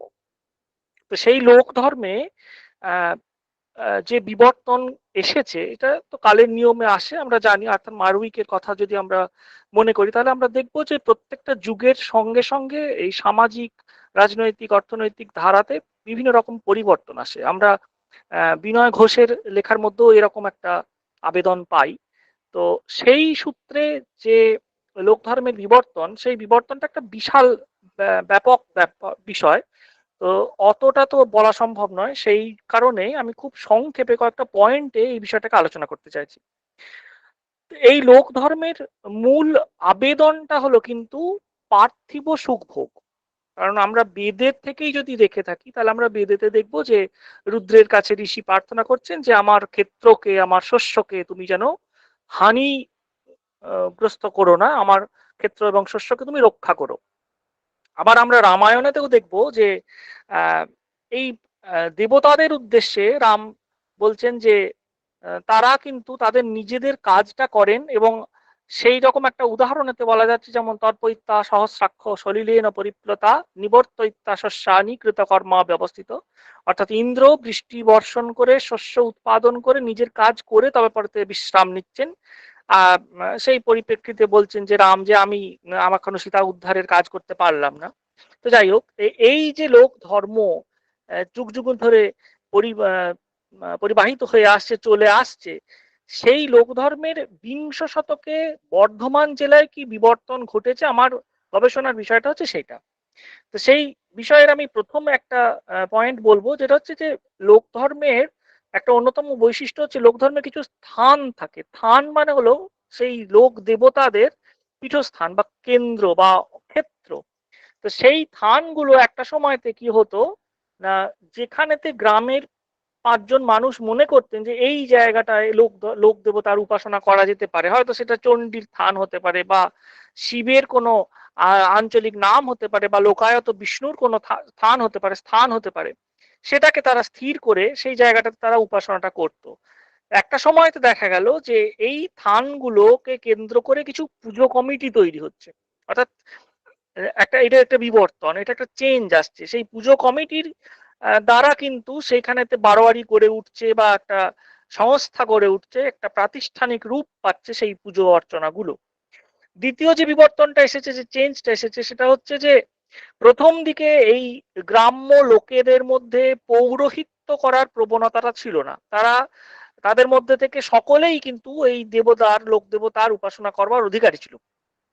কিন্তু ধীরে ধীরে দেখা গেল যে এক শ্রেণীর মানুষ তাদের মধ্যে থেকেই তারা দেওয়াসী বা সেবায়েতের ফর্ম পাচ্ছে, রূপ ধারণ করছে। এবং ধীরে ধীরে দেখা যাচ্ছে, আমি কিছু কিছু ক্ষেত্রে দেখেছি, যেমন যখন গাজন হয় তখন যারা সন্ন্যাসী হয়, সন্ন্যাসী নাম ধারণ করে, তারা গলাতে এক ধরনের সুতোর কাপড় পরে থাকে, সেইটাকে বলা হয় উদুরি। এটা কিন্তু এই ব্রাহ্মণ্য সংস্কৃতির উপবীত বা উত্তরীয় এই কোনো একটা জিনিসের সাবস্টিটিউট হিসেবে হয়তো তারা গ্রহণ করে থাকেন। তো যাই হোক, সেখানেতে দেখা যাচ্ছে এরকম এক শ্রেণীর মানুষ যারা এই পুজো করাটাকে পেশা হিসেবে গ্রহণ করছে, এবং অর্থনৈতিক কারণেতেই হোক বা যে কোনো একটা কারণেই হোক, একটা সময়তে যারা ব্রাহ্মণ্য সংস্কৃতি তথাকথিত ব্রাহ্মণ, তারা কিন্তু এই লোক দেবতাদের পুজো অর্চনাতে অংশগ্রহণ করতেন না। কিন্তু অর্থনৈতিক কারণে বা কোনো সামাজিক কারণে বা এখানে কোনো রাজনৈতিক দলগুলোরও ভূমিকা থাকতে পারে, যে কোনো একটা বিষয়েতে ধীরে ধীরে দেখা যাচ্ছে যে এই ব্রাহ্মণেরা কিন্তু এই পুজোগুলোতে অংশগ্রহণ করছে। যেমন একটা উদাহরণ দিই আমি, বর্ধমান জেলায় সুহারি বলে একটা গ্রাম আছে, সেখানেতে কালাচাঁদের মন্দিরে, অর্থাৎ ধর্মরাজের মন্দির সেটা, সেখানেতে পুরোহিতের নাম হচ্ছে নন্দ পণ্ডিত। তিনি জাতিতে নমশূদ্র, তিনি কিন্তু সেখানকার পুজোটা করেন, কারণ সেখানে কোনো ব্রাহ্মণেরা কিন্তু পুজোর পৌরোহিত্যটা করেন না। আবার আমরা যদি দেখি জামালপুরে যে বুড়োরাজ মন্দির, সেখানে কিন্তু মুখোপাধ্যায় উপাধি পদবীর লোকেরা কিন্তু সেখানকার পুরোহিতের কাজটা করছে। তাহলে পেশা হিসেবে কিছু লোক এই সময়তে, এই যেমন নন্দ পণ্ডিত, সে কিন্তু অন্য কোনো পেশার সঙ্গে যুক্ত নয়, পেশা হিসেবে এই ব্রাহ্মণ্য পৌরোহিত্যটাকে কিছু মানুষের মধ্যে কিন্তু দেখছি যে দেখা যাচ্ছে যে ছড়িয়ে পড়ছে। এটা একটা বিবর্তন। তৃতীয়ত আমি যেটা বলবো সেটা হচ্ছে যে মনস্তাত্ত্বিক কারণে কঠিন বা নৃশংস কোনো কাজকে করতেও তারা কিন্তু পিছপা হচ্ছে না। যেমন তারা নিজেদের দেহটাকে মনে করছে যদি দেবতাদের উদ্দেশ্যে সমর্পণ করা হয়ে থাকে বা করা হয়, তাহলে দেবতা সন্তুষ্ট হবে এবং পার্থিব কামনাগুলো পূর্ণ হবে। আমরা দেখেছি যে যখন গাজন হয় তখন এক ধরনের শলাকা শরীরের জীবের মধ্যে, পিঠের মধ্যে গেঁথে দেওয়া হয়, বা চড়ক গাছেতে যাদেরকে চাপানো হয় তাদের গায়েতেও ভয়ঙ্কর রকমের লোহার আঁকশি গেঁথে তাদেরকে সেখানেতে ঘোরানো হয়। এই যে দৈহিক কষ্টটা, আমি তাদের সঙ্গে ব্যক্তিগতভাবে কথা বলে জেনেছি যে এটা আমি যখন জিজ্ঞেস করছি যে এত কষ্ট হয় তাও করেন কেন, তো তারা উত্তরে বলছে যে বাবার কাজ। তার মানে এটা মানসিকভাবে একটা আনুগত্য, তারা কিন্তু এইটা মেনে নিয়েছে যে হ্যাঁ, আমাদেরকে এটা করলে আমাদের ভবিষ্যৎটা হয়তো ভালো হবে বা আমার ছেলের ভবিষ্যৎটা ভালো হবে। অর্থাৎ কি, সেই যে চিরন্তন কামনা যে আমার সন্তান যেন থাকে দুধে ভাতে। আমার কি সময় কি শেষ হয়ে গেছে? সময় আচ্ছা পেরিয়ে গেছে, আপনি একটু তাড়াতাড়ি আচ্ছা চেষ্টা আচ্ছা আচ্ছা করুন। আচ্ছা, ঠিক আছে। তো সেই যে চিরন্তন কামনা আমার সন্তান যেন থাকে দুধে ভাতে, সেই কামনাই, সেই বাসনাই যেন আমরা দেখতে পাচ্ছি এই লোক ধর্মের বিবর্তনের মধ্যে খুঁজে পাওয়া যাচ্ছে। অনেক ধন্যবাদ আমাকে সময় দেওয়ার জন্য। ধন্যবাদ স্বাগত। আমি অ্যাপোলোজাইজ করছি, অ্যাকচুয়ালি আপনার নামের সারনেমটা পরের পাতায় চলে গেছিল। It was my mistake, I overlooked it. So this was Swagata Bhattacharya, I guess. Thank you Swagata for Yes, your paper. Next welcome. Next we have Dr. Priyanka Banerjee from Bankura Zila Sharadamani Mahila Mahavidyapith. Yes, madam. Dr. Am I Priyanka audible? Banerjee. Yes, Am you I are. আপনি audible? শুরু করতে পারেন। Yes, ma'am, Okay, you are. thank you, madam. Okay. The title of my paper is Sister Nivedita and Swadeshi Movement in Bengal. So, in the history of socio-political reawakening of India, Sister Nivedita, whose original name was Margaret Elizabeth Noble, had played an inspiring role. On 25th January 1898, Sister Nivedita came to India in response to the call from Swami Vivekananda with the purpose to spread education among Indian women. In the early days of her arrival to Bengal, she was unaware of the vicious rule of British government, but as soon as her conviction was shattered by the fierce activity of British government against Indians, then Sister Nivedita strongly supported the contemporary freedom struggle in Bengal. Specifically, in 1905, Lord Curzon undertook the policy of divide and rule, the obvious consequence of which was announcement of partition of Bengal. The people of Bengal burst out in protest against this policy of British government, and they were united under a common sentiment, national sentiment called Swadeshi movement.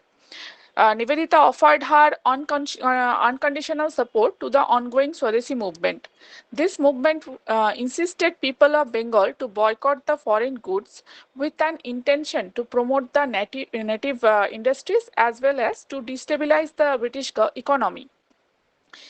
She believed that people could not realize the true meaning of freedom without having the idea of nationalism. In other words, nationalism was based on common love for birthland, and every individual in it had a common duty to serve the nation, to serve his nation. For nation building, it was essential to identify the basic ground of unity on which the sentiment for nationality would depend. Nivedita told people of Bengal to uphold the truth of their dharma and worship their motherland, by which they could get triumph over any adverse situation. The struggle for freedom from foreign rule would lead them towards the true realization of mukti. She reminded them that as a culturally and spiritually enriched country, India did not require any foreign authority to organize and guide them. To serve the common purpose of Swadeshi movement, Nivedita supported independent rural centers of home industries. In a letter to Mr. and Mrs. Radcliffe on 16th August 1911, Nivedita wrote that the Swadeshi movement in a political sense might be crushed, but this plan showed that it cannot be crushed, it will never die. On the contrary, it must live and grow. In fact, her reaction against British government's declaration of partition of Bengal in 1905 was reflected in her speech at Darjeeling, where she firmly stated, within quote, "Shame on my country of origin, but we shall continue the struggle until the sacrifice and heroism of the children of India compel the English to remove the insulting barrier which divides Bengal until they treat us with respect." Sister Nivedita was requested by Mr. Gopal Krishna Gokhale to take part in Congress session held in Varanasi in 1905 as an invited member. Both moderate and extremist leaders attended this session. The Congress took the boycott and Swadeshi movement in Bengal as its agenda of discussion. Nivedita was flattered on achieving this and appreciated the process of accomplishment of united agreement amongst the members of the Congress. Though she did not take any part in Congress proceedings, but observed the gesture of taking united resolution. In spite of all these efforts, the proposal of partition of Bengal became law on 16th October. Nivedita announced that day as the National Day in her diary. The implementation of partition rule had created a political disorder in India, especially in Bengal. Nivedita expressed her annoyance about the autocracy of British government in the name of maintaining law and order. In concluding part, I would like to mention that Nivedita's interpretation of nationality had tremendous impact on the history of Swadeshi movement in Bengal. Despite her paramount contribution, she never considered as important as the front-ranking Indian nationalist thinkers. But it must be remembered that in the early 20th century, Indians came to realize their own cultural heritage and nationalist ideals from the writings of these foreign disciples of Swami Vivekananda. The proper evaluation of her contribution in India was made by Rabindranath Tagore when he mentioned she was indeed a Lokmata, a mother to the people. Thank you. Thank you, Dr. Banerjee. Next, we have Shirajul Haldar. Shirajul Haldar is a research scholar in Jadavpur University. Shirajul, are you there? Yes, ma'am. Please শুরু করুন।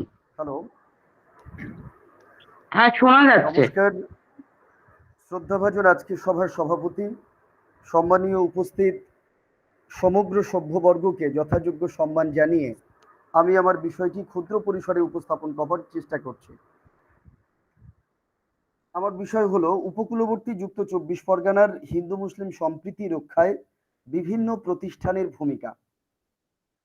এখানে এই বিষয়টা শুরু করার আগে আমি রবীন্দ্রনাথ ঠাকুরের একটি কবিতার লাইন ব্যবহার করছি যে কেহ নাহি জানে কার আহ্বানে কত মানুষের ধারা, দুর্বার স্রোতে এলো কোথা হতে সমুদ্রে হলো হারা। হ্যাঁ, বৈচিত্র্যের মধ্যে ঐক্য এই ভারতবর্ষের লীলাভূমিতে বারবারই এই দৃশ্য পরিলক্ষিত হয়। আর সেই ভারতবর্ষের অন্তর্গত বাংলা, বিশেষত বাংলার উপকূলবর্তী 24 পরগনার ইতিহাসও তার ব্যতিক্রম নয়। এই দুই 24 পরগনায় হিন্দু এবং মুসলমান সম্প্রদায়ের মানুষ ছাড়াও নেটিভ খ্রিস্টান, মগ, বৌদ্ধ সম্প্রদায়ের মানুষরাও রয়েছেন। এরা সুদীর্ঘকাল পাশাপাশি বসবাসের কারণে এই দুই সম্প্রদায়ের মানুষের মধ্যে একটি সৌসাদৃশ্য বিরাজমান। কেন কি একই জলবায়ু এবং আবহাওয়ায় তারা লালিত পালিত, এখানেই তারা বেড়ে উঠেছেন এবং এই মাটিতেই তারা বেড়ে ওঠার কারণে তাদের জীবন জীবিকার মান প্রায় সমমানের। শিক্ষা দীক্ষা সংস্কৃতির মধ্যে যারা প্রতিষ্ঠিত শ্রেণী, তাদের বাইরেও বৃহত্তর অপ্রতিষ্ঠিত শ্রেণী রয়ে গেছে, যারা তাদের ঝোলার মধ্যে সযত্নে সাম্প্রদায়িক সম্প্রীতির বাতাবরণকে লালন করে আসছেন। আজকের প্রবন্ধে তাদের কথা বলবো। মূলত তারা জেলে, বাউলে, মৌলে, কাঁকড়ামারি, মিনধারী অর্থাৎ সমাজের অন্তজ প্রান্তজ শ্রেণীর সেই মানুষ যারা হিন্দু মুসলিম ধর্মান্তরিত জন্মগত সূত্রে হলেও তারা মূল স্রোতধারা থেকে এবং ইতিহাসের মূল ধারা থেকে চিরকালীন ব্রাত্য থেকে গেছে। সেই মানুষদের কথা এই প্রবন্ধে দেখাবার চেষ্টা করেছি। কেন কি সেই মানুষগুলো যখন তারা নিজেদের অভাব অভিযোগ এমনকি ধর্মস্থানে উঠে বলতে পারেনি, তখন যে মানুষ তাদের মাথার উপরে ছাতার মতো তাদের আশ্রয় দিয়েছিলেন, সেই মানুষগুলোকে তারা নিজেদের মধ্যে দেবতা হিসাবে স্বীকৃতি দিয়েছিলেন। পরবর্তীকালে সেই মানুষদের কেন্দ্র করে যে সমস্ত প্রতিষ্ঠান প্রতিষ্ঠিত হয়, সেই প্রতিষ্ঠানগুলোই যুগে যুগে বাংলার উপকূলবর্তী যুক্ত 24 পরগনায় সাম্প্রদায়িক সম্প্রীতি বিশেষত হিন্দু মুসলমানদের মধ্যে সমন্বয় রক্ষার ক্ষেত্রে গুরুত্বপূর্ণ ভূমিকা গ্রহণ করে আসছে। কোন সেই প্রতিষ্ঠান? আজকের প্রবন্ধের সেই প্রতিষ্ঠানগুলো সম্পর্কে হয়তো বিস্তারিত আলোচনা করতে পারবো না, কিন্তু আমি শুধু প্রতিষ্ঠানগুলোর নাম মেনশন করছি। প্রথমে যে প্রতিষ্ঠানের কথা বলবো, একেবারে দক্ষিণ 24 পরগনার মাতলা নদীর গায়ে অবস্থিত ক্যানিং মস্তানাহ মাজার সৈয়দ আমির হাসান মুস্তানি চিস্তির দরগা, যেখানে জাতি ধর্ম বর্ণ নির্বিশেষে সকল শ্রেণীর মানুষ আসেন বিপদে আপদে মানসিক করতে এবং তাদের মনোবাসনা পূর্ণ করার জন্য তারা চাদর চড়ান, বাতি দেন এবং আনুষঙ্গিক কাজকর্ম করে থাকেন। শুধু কি তাই, আমরা যদি একই রকম দৃশ্য দেখতে চাই তাহলে ঘুটিয়ারি শরীফে পীর মোবারক গাজীর কথা কিন্তু আমরা প্রবন্ধে রেখেছি। তিনি গাজী বাবা নামে আমাদের সমাজে সমাদৃত। যেহেতু সমুদ্র উপকূলবর্তী, বিশেষত সমুদ্র বিধৌত উপকূলবর্তী যুক্ত 24 পরগনা, তাই এখানে দরিয়ার পাঁচপীরদের স্মরণ অধিকাংশ মানুষই করে থাকেন। তারা কি হিন্দু কি মুসলিম, তাদের জীবনে প্রাত্যহিক জীবনে প্রারম্ভিক জীবনে দৈনন্দিন জীবনে বারবারই করে যেমন ভাবে উঠে এসেছেন, তেমনি ভাবে এক ধারার মানুষ হলেন এই পীর মোবারক গাজী এবং তাকে নিয়ে যে মাজার, তা আজও সমন্বয়ের প্রতীক। এরপরে আমরা যে মাজারের কথা রেখেছি সেটি হলো বদর পীরের মাজার। এটিও দক্ষিণ 24 পরগনার পিয়ালিতে অবস্থিত। এবং এরপরে আমরা আলোচনা করেছি রক্তান গাজীর মাজার, তারপরে রেখেছি কামাল গাজীর মাজার, শতুরশা গাজীর মাজার, আসগার আলী পীরের মাজার ভাঙড়ে এবং বামুন পীরের মাজার সহ বহু কথা এখানে উপস্থাপিত হয়েছে। এবং মণি নদীর তীরের বা মণি নদীর অববাহিকায় তাতাল গাজীর যে মাজার, মথুরাপুরে বারখান গাজীর যে মাজার এবং হারোয়ার পীর গোরাচাঁদের যে মাজার রয়েছে, সেই সম্পর্কিত আলোচনা আমরা এই পর্বে তুলে ধরার চেষ্টা করেছি। শুধু তাই নয়, দক্ষিণ 24 পরগনার একেবারে সমুদ্র থেকে বিচ্ছিন্ন দ্বীপ যদি আমরা বলি বা জিওগ্রাফিক্যাল আইসোলেশনের কথা যদি উঠে আসে, তাহলে সেই সাগর দ্বীপে অবস্থিত কপিলমণির আশ্রম, যা অত্যন্ত গুরুত্বপূর্ণ ভূমিকা গ্রহণ করে আসছে সুদীর্ঘ কাল ধরে হিন্দু মুসলমানদের মধ্যে সম্প্রীতির ক্ষেত্রে। এবং বার্ষিক এই মেলায় অগণিত মুসলমানরা আসেন পসরা সাজিয়ে বাণিজ্যিকভাবে নিজেদেরকে সমৃদ্ধ করতে। এবং আমরা দেখেছি সমুদ্রের মধ্যে যখন বৈতরণী পাড়ের পর্ব থাকে, মুসলমান সম্প্রদায়ের মানুষরা আসেন, তারা তখন গরু নিয়ে দাঁড়িয়ে থাকেন এবং সেই গরুর লেজ ধরে আবার হিন্দু মায়েরা হিন্দু বাবারা তারা কিন্তু এই বৈতরণী পাড়ের পর্ব সেরে থাকেন। অর্থাৎ আমরা দেখতে পাচ্ছি বাংলার সর্বত্র অলিতে গলিতে যদি আমরা লক্ষ্য রাখি, তাহলে কিন্তু আমরা পরিষ্কার বুঝতে পারি বাংলার উপকূলবর্তী যুক্ত 24 পরগনার সর্বত্রই সৌসাদৃশ্য বিরাজমান করছে হিন্দু এবং মুসলমানদের মধ্যে, কেবলই বিচ্ছিন্ন কিছু ঘটনা ছাড়া। আন্তর্জাতিক রাজনীতিতে এবং দেশের মধ্যে বেশ কিছু বিচ্ছিন্ন সাম্প্রদায়িক হিংসার ঘটনা ছাড়া সমগ্র বাংলার উপকূলবর্তী অঞ্চলে কিন্তু এই হিন্দু মুসলিম সম্প্রীতি আজও বিরাজমান। তাই আমি আমার এই প্রোগ্রামের আজকের বিষয়ের টপিককে শেষ করার আগে আরো একটি কবিতা লাইন ব্যবহার করছি, সেটি হলো কাজী নজরুলের মোরা এক বিনতে দুটি কুসুম, হিন্দু মুসলমান, মুসলিম তার নয়নমণি, হিন্দু তাদের তাহার প্রাণ। এই কবিতা বলে আমি আমার বিষয়টিকে এখানে সমাপ্ত করছি। ধন্যবাদ। Thank you Sirajul. Next, we have Dipanjan Mukherjee from Chhatna Chandidas Mahavidyalaya. Yes, ma'am. Dipanjan Mukherjee. শোনা যাচ্ছে ম্যাডাম? হ্যাঁ, শোনা যাচ্ছে, আপনি শুরু করতে পারেন। আচ্ছা।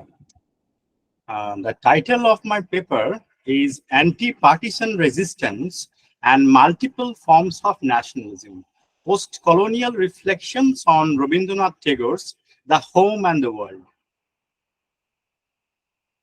Patriotism is one of the cardinal aspects of post-colonial literature. Nationalism, which is the manifestation of the patriotic aspect of post-colonial literature, is the strong feeling of identity to a certain individual or group with political intent. Rabindranath Tagore's novel, published in 1916, The Home and the World, is set in Bengal during the early 20th century, during the height of the Swadeshi movement, when the boycott of British goods was initiated in 1905 as a protest against Great Britain's despotic division of Bengal into two parts. The two principal male characters in the novel, Nikhil and Sandeep, seem to represent two contradictory manifestations of nationalism and opposing visions of the nation.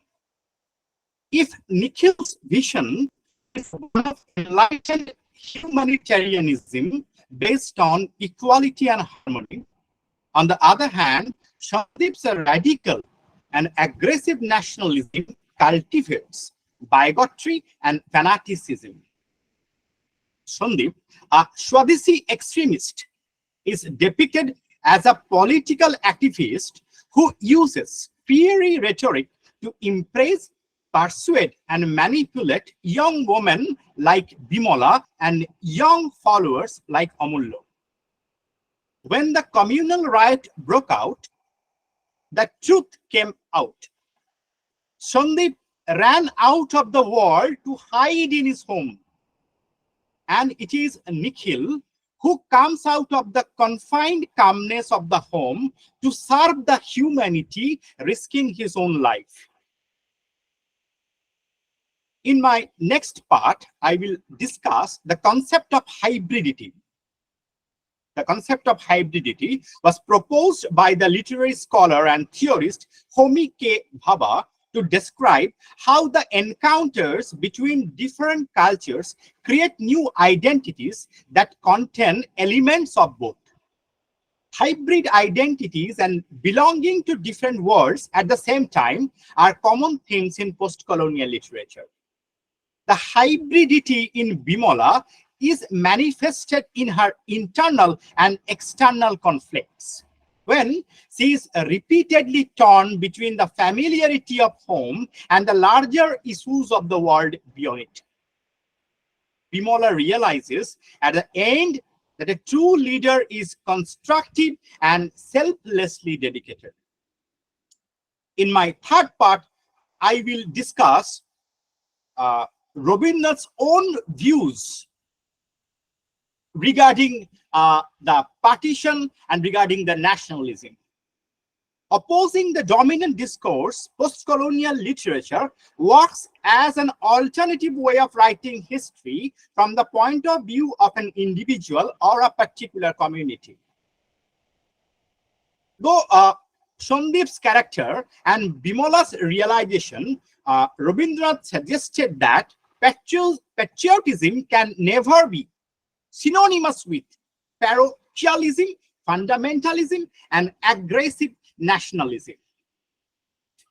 Tagore's critique of the Swadeshi movement and terrorism in this novel, The Home and the World, invited harsh critical reception. Tagore implied that Swadeshi movement was not at all embracing struggle involving the lower class, lower caste, and people from other religions, but an urban movement imposed on poor traders and peasants, often Muslims, who could not afford the luxury of the political struggle. Tagore differed from the traditional Swadeshi view of India, which create an image of the motherland in the mold of Hindu goddess. Tagore has described India as a seaboard of great humanity, where hosts of people emanating from diverse places intermingled with a single body.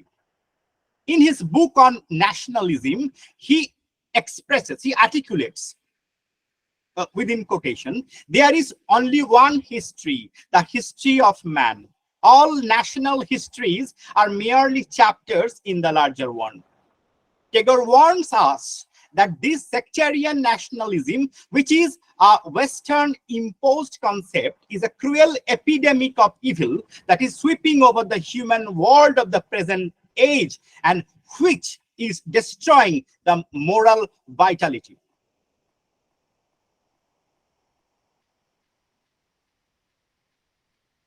At last, I will conclude.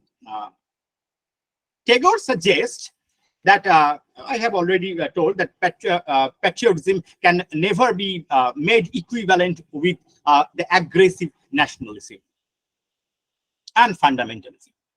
Thank you. Thank you for giving me this opportunity. Thank you, ma'am. Thank you, everyone. Thank you, Dipanjan. Next, we have Jayanti Ghosh. Jayanti Ghosh is a research scholar in the University of Burdwan. Jayanti Ghosh.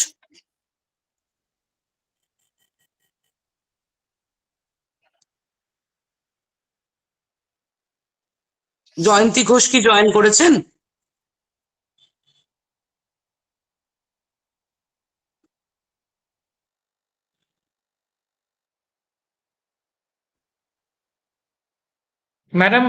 Madam, I think Jayanti Ghosh is not here, so maybe we can move on to the next speaker.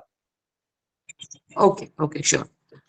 So I call on Shishir Kumar Haldar. Shishir Kumar Haldar is a student of University of Kalyani. Shishir, are you there? হ্যাঁ madam, শোনা যাচ্ছে? হ্যাঁ, শোনা যাচ্ছে, আপনি শুরু করতে পারেন। আচ্ছা,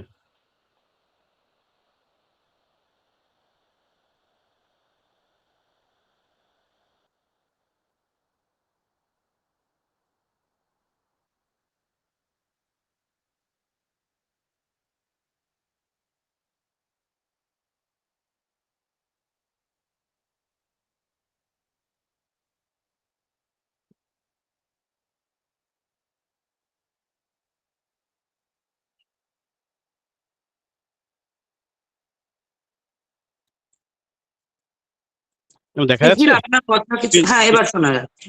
হ্যাঁ, আপনার কথা শোনা যাচ্ছে। আমি পিপিটি শেয়ার করেছি, এটা দেখা যাচ্ছে? না, আমার স্ক্রিনে দেখা যাচ্ছে না এখনো।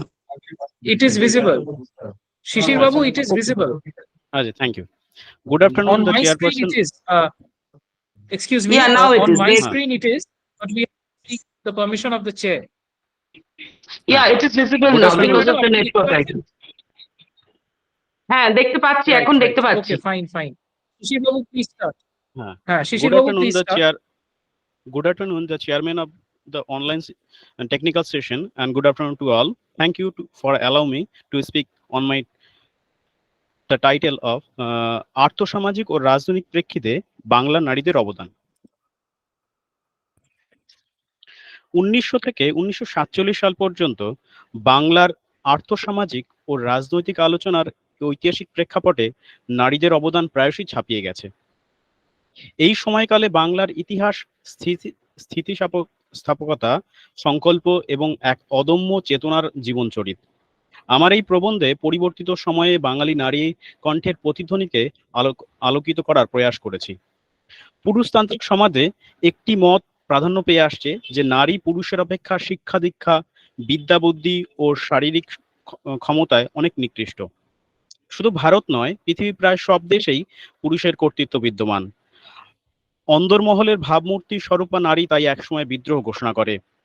সমাজ, সাহিত্য, রাজনীতি, অর্থনীতি সমস্ত ক্ষেত্রে তারা লড়াই করে অসাম্যের বিরুদ্ধে গিয়ে। পরবর্তী প্রজন্মের বাসযোগ্য করে গড়ে তুলতে তারা প্রয়োজনে অসি ও মসি দুটোই হাতে তুলে নেয়। কোনো রকম কোনো লাঞ্ছনা, কোনো অত্যাচার তাদের সেদিন আটকাতে পারেনি। নারী তার কোমল হাতে অন্দর ও বহির সাম্রাজ্য সমানভাবে সামলেছে। ভারত তথা বাংলার মহিলারা নানা ধরনের প্রতিষ্ঠান তৈরি করেছেন তৎকালীন পরিস্থিতির বিরুদ্ধে লড়াইয়ের উদ্দেশ্যে। এগুলির মধ্যে ভারত শ্রী মহামণ্ডল, ভারত স্ত্রী শিক্ষা সদন, নারী কর্মমন্দির, মহিলা রাষ্ট্রীয় সংঘ, আত্মরক্ষা সমিতি সবিশেষ উল্লেখযোগ্য। বলা বাহুল্য, ভারতীয় স্বাধীনতা সংগ্রাম তাদের সেই মঞ্চ দিয়েছিল। কিন্তু পুরুষতান্ত্রিক ও ঔপনিবেশিক ভারতে নিষ্ঠুর কুসংস্কারের বিরুদ্ধে তাদের স্বাধিকার আদায়ে রামমোহন ও বিদ্যাসাগরের মতো কিছু হৃদয়বান মহান মানুষের হাত ধরে নারী পেয়েছে শিক্ষা, সম্মান ও অধিকার। 1919 সালের আইনে শিক্ষার ভার প্রাদেশিক সরকারের উপর ন্যস্ত হয়, মুসলিম মেয়েদেরও শিক্ষার উন্নতি হয়। তৎকালীন বঙ্গ সমাজে হ্যালো শিশির হালদার, হ্যাঁ ভেরি সরি টু ইন্টারাপ্ট, কিন্তু আপনার স্লাইড গুলো কিন্তু ইন্ট্রোডাকশনটাই আমরা দেখতে পাচ্ছি, পরের স্লাইড গুলো কিন্তু আর ভিজিবল নেই। হ্যাঁ, আমি চেঞ্জ করিনি এখনো। না, উনি আর কি ওই সামারি করে ওটা কি বাংলায় বলছেন আর কি, মানে চেঞ্জ করেননি। হ্যাঁ, চেঞ্জ করিনি এখনো। হ্যাঁ বলুন, কন্টিনিউ করুন। হ্যাঁ করুন প্লিজ। হ্যাঁ, তৎকালীন বঙ্গ সমাজে শিক্ষিতা নারীকে বলা হতো পাশ করা মাগ। মিশনারি স্কুলে পড়ে মেয়ে মেম সাহেব বা বিধবা হবে, এইরকম মনোভাব ছিল রক্ষণশীল হিন্দু ও মুসলিম পরিবারের। বিধবা নারী শিক্ষার পক্ষে নিজেদের পরিবার থেকে লড়াই করতে হয়েছে যানবাজারে রাসমণি দাসীকে। মুসলিম মেয়েদের পড়াশোনার বাধা দূর করতে এগিয়ে এসেছিলেন বেগম রোকেয়া সাখাওয়াত। প্রায় একার প্রচেষ্টায় 1911 সালে গড়ে তোলেন সাখাওয়াত মেমোরিয়াল স্কুল। 1889 সালে বোম্বে কংগ্রেস চতুর্থ অধিবেশনে 6 জন মহিলার উপস্থিতির মাধ্যমে যে ধারা শুরু হয়েছিল তা আজও বিদ্যমান। নহি দেবী নহি সমান্না নারী, পূজা করি মোরে রাখিবে ঊর্ধ্বে, সে নহি নহি, হেলা করি মোরে রাখিবে পিছে, সে নহি নহি। কবিগুরু চিত্রাঙ্গদা নাটকে এইভাবেই নারীর অন্তরাত্মাকে জাগ্রত করেছেন। তারা শুধু নম্র সহচরী স্বমহিমায়, দেবী হয়ে দূরের মানুষ হয়ে নয়, আবার অতি তুচ্ছ সামান্য নারী হয়েও নয়।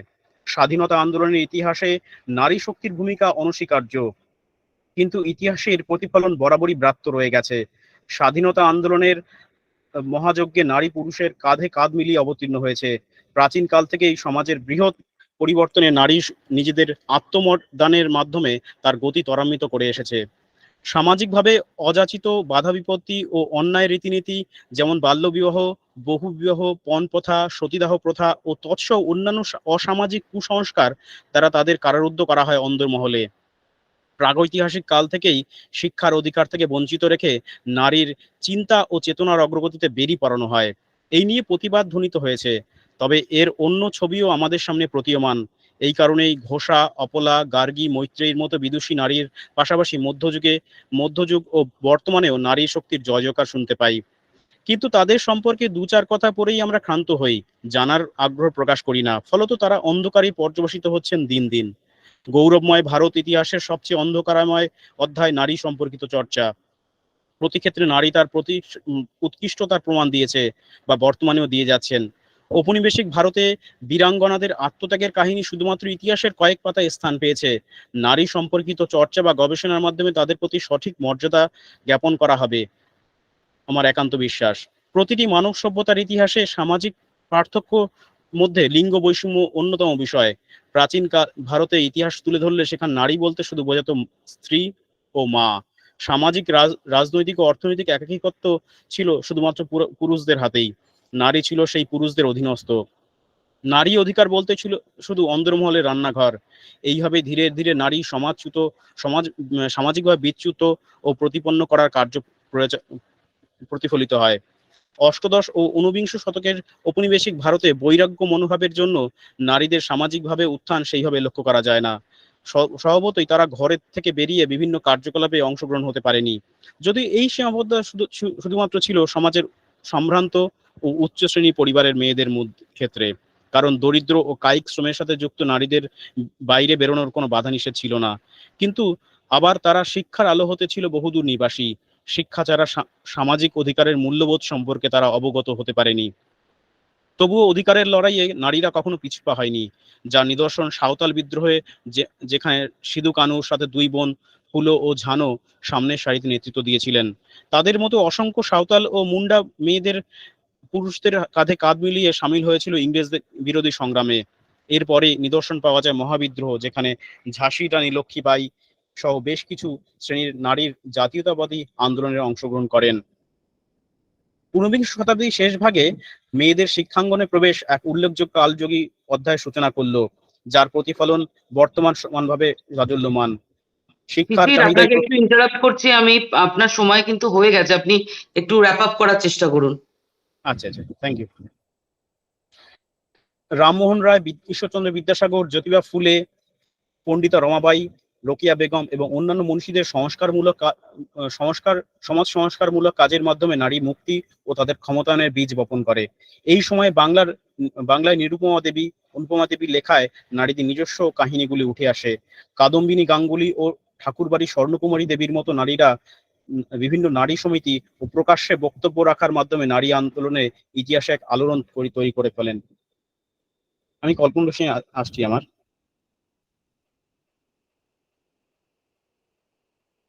সরলা দেবী ভারতী পত্রিকাতে বিলিতি ঘুষি বনাম দেশি কিলো শিরোনামে লিখলেন, ভারতী পৃষ্ঠায় মূলক রেলে, স্টিমারে, পথে ঘাটে যেখানে গোরা সৈনিক ও সিভিলিয়ানদের হাতে স্ত্রী, ভগ্নী, কন্যা বা নিজের অপমানে মুহ্যমান হয়ে আদালতে নালিশের আশ্রয় না নিয়ে অপমানিত ক্ষুব্ধ মানি ব্যক্তি স্বহস্তে তখনই অপমানের প্রতিকার নিয়েছে, সেই সকল ইতিবৃত্তের ধারাবাহিকতার বর্ণনা তারা পাঠালেন ও তাদের ইতিবৃত্ত ভারতীতেই বের হতে থাকলো। পাঠক মণ্ডলীর মতো মনে লুকোনো আগুনের ধুকিয়ে জ্বলে উঠল প্রবল বেগে। ঔপনিবেশিক বিরোধী আন্দোলনের পাশাপাশি তারা দাবি জানায় ভোটাধিকার ও আইনসভার তাদের জন্য আসন সংরক্ষণের জন্য। ঠিক এই কারণে সরলা দেবী মন্তব্য করেছিলেন, Congress assignment to women the position of law breakers only and not only law makers. এই প্রসঙ্গে কবিগুরুর কবিতাটি যথার্থ। পদে পদে ছোট ছোট নিষেধের ডোরে বেঁধে রেখেও না ভালো মেয়ে করে, প্রাণ দিয়ে দুঃখ সয়ে আপনার হাতে সংগ্রাম করিতে দাও ভালো মন্দের সাথে। Thank you. Thank you, Shishir. Dr. Shayok Mukherjee is our next speaker from Tripura University. Dr. Shayok Mukherjee. নমস্কার। নমস্কার, আপনি শুরু করতে পারেন স্যার। আমার আলোচ্য বিষয় উদ্বাস্তু আন্দোলন, মেয়েদের ভূমিকা এবং বাংলা সাহিত্য। ইতিহাসের ছাত্র মাত্রই জানেন বাংলা আন্দোলনের ধাত্রীভূমি।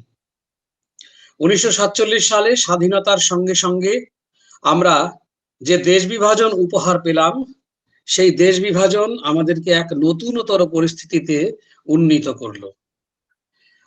স্বাধীনতার আনন্দের সঙ্গে সঙ্গে আমাদের মধ্যে এক অসম্ভব চাঞ্চল্য, বেদনা আর দুঃখের লহর যেন বয়ে গিয়েছিল সেদিন।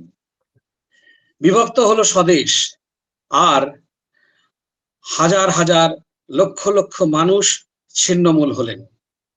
এই ছিন্নমূল মানুষরা সীমান্তের দুই পারেই অশেষ দুঃখ কষ্ট সহ্য করে তাদের বাসস্থান, জীবন, জীবিকা এই সমস্ত কিছুকে নির্মাণের এক নতুন প্রচেষ্টায় মগ্ন হলেন।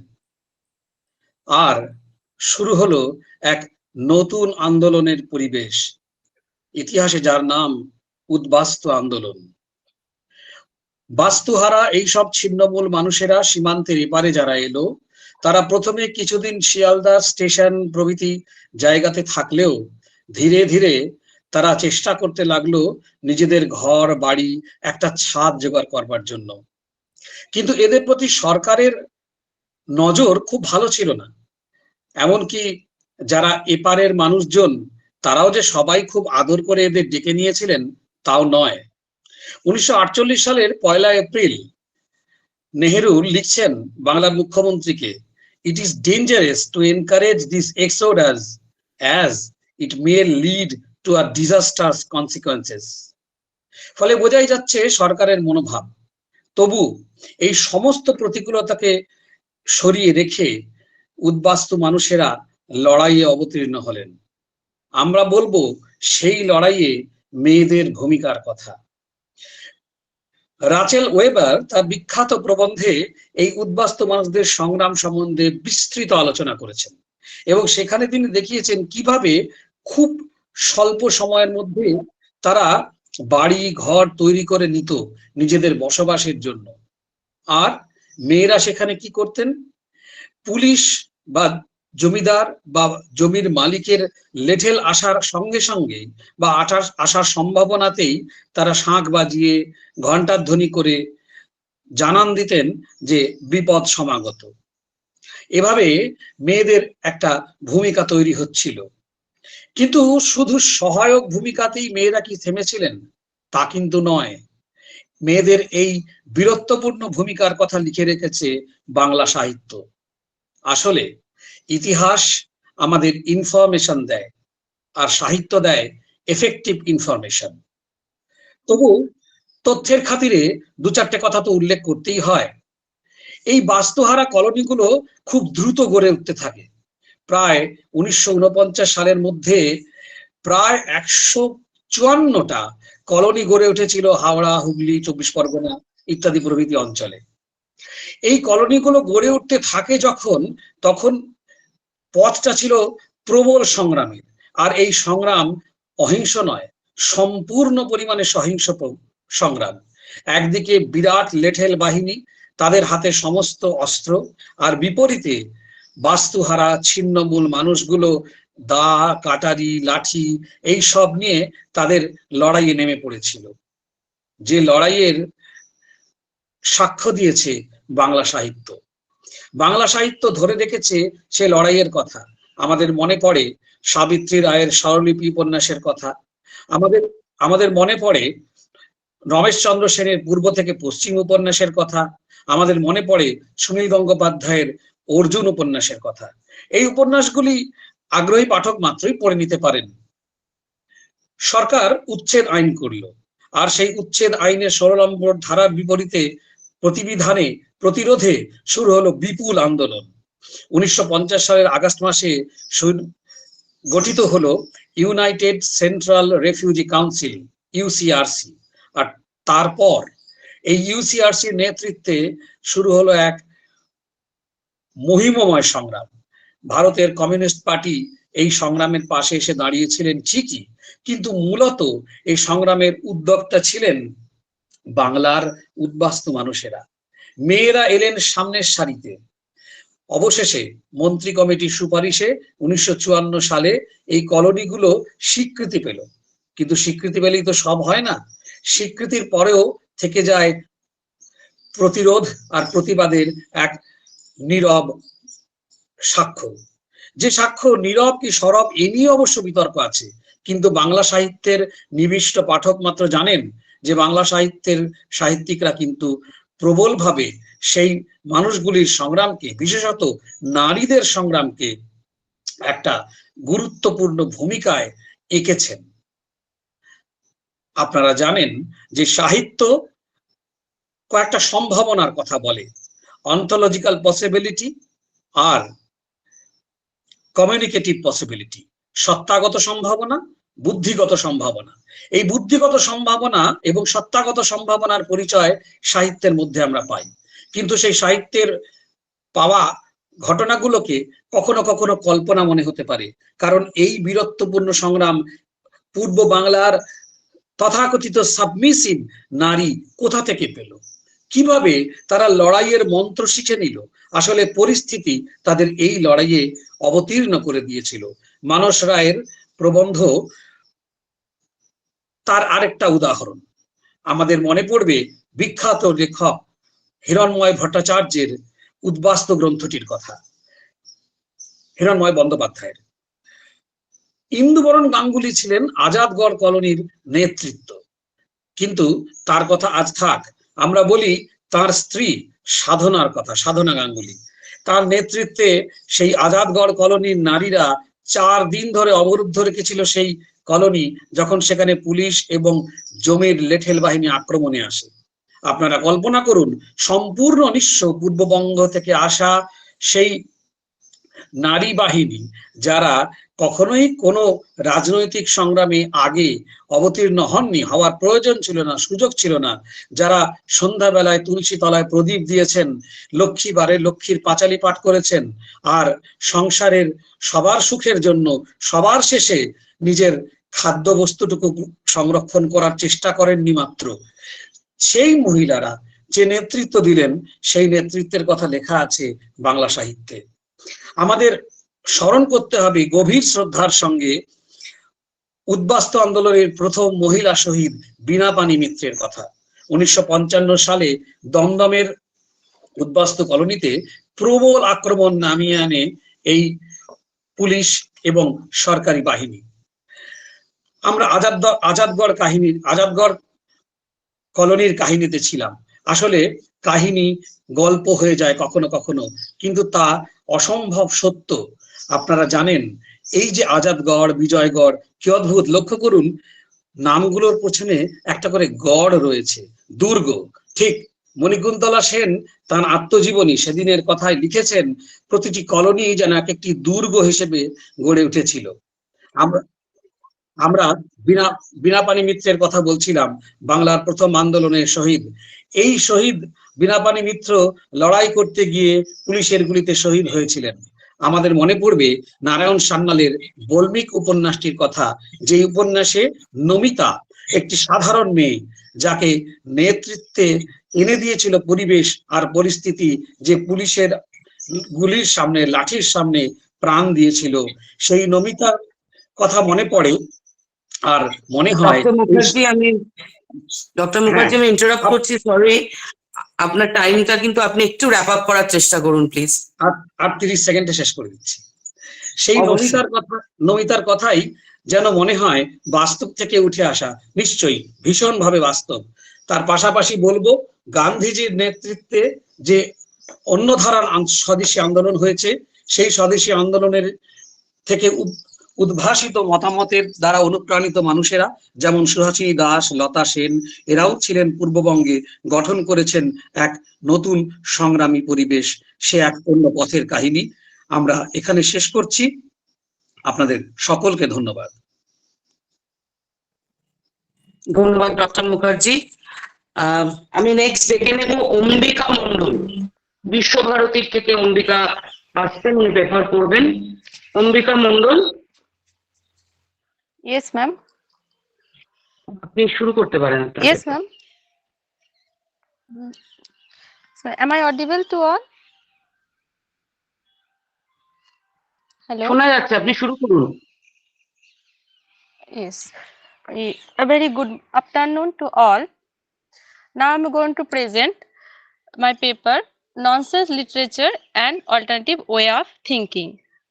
The genre nonsense literature creates an alternative universe. It undermines the accepted ways of understanding things and guides the reader towards alternative modes of thinking, often expressed through acts of reversal and inversion. Nonsense involves parody, but it does not involve in primary creation. Rather, parody works upon secondary creation.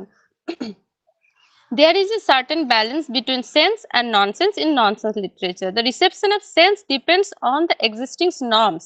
This genre challenges the horizon of expectations. The genre nonsense is deeply embedded in language. The idea of the sense-making capacity of language is not a solid ground beneath our feet. The language of nonsense literature creates a new kind of reality. It can subvert the existing social status quo and social discourses. In myriad ways, it may destabilize social, political, and cultural discourses that contribute to the rise of a dominant ideology in the society. Nonsense literature brings out a newer and deeper harmony of life in and through its contradictions. The Indian subcontinent was rich in nonsense like folk material, some being for and by children, some quite adult. However, Western influence on Bengali nonsense is undeniable because Bengal was the first site where British colonialism launched itself in the 18th century, at least since mid-19th century, possibly even before English works of nonsense found their way into the particular English-influenced areas of India, especially Bengal and Maharashtra.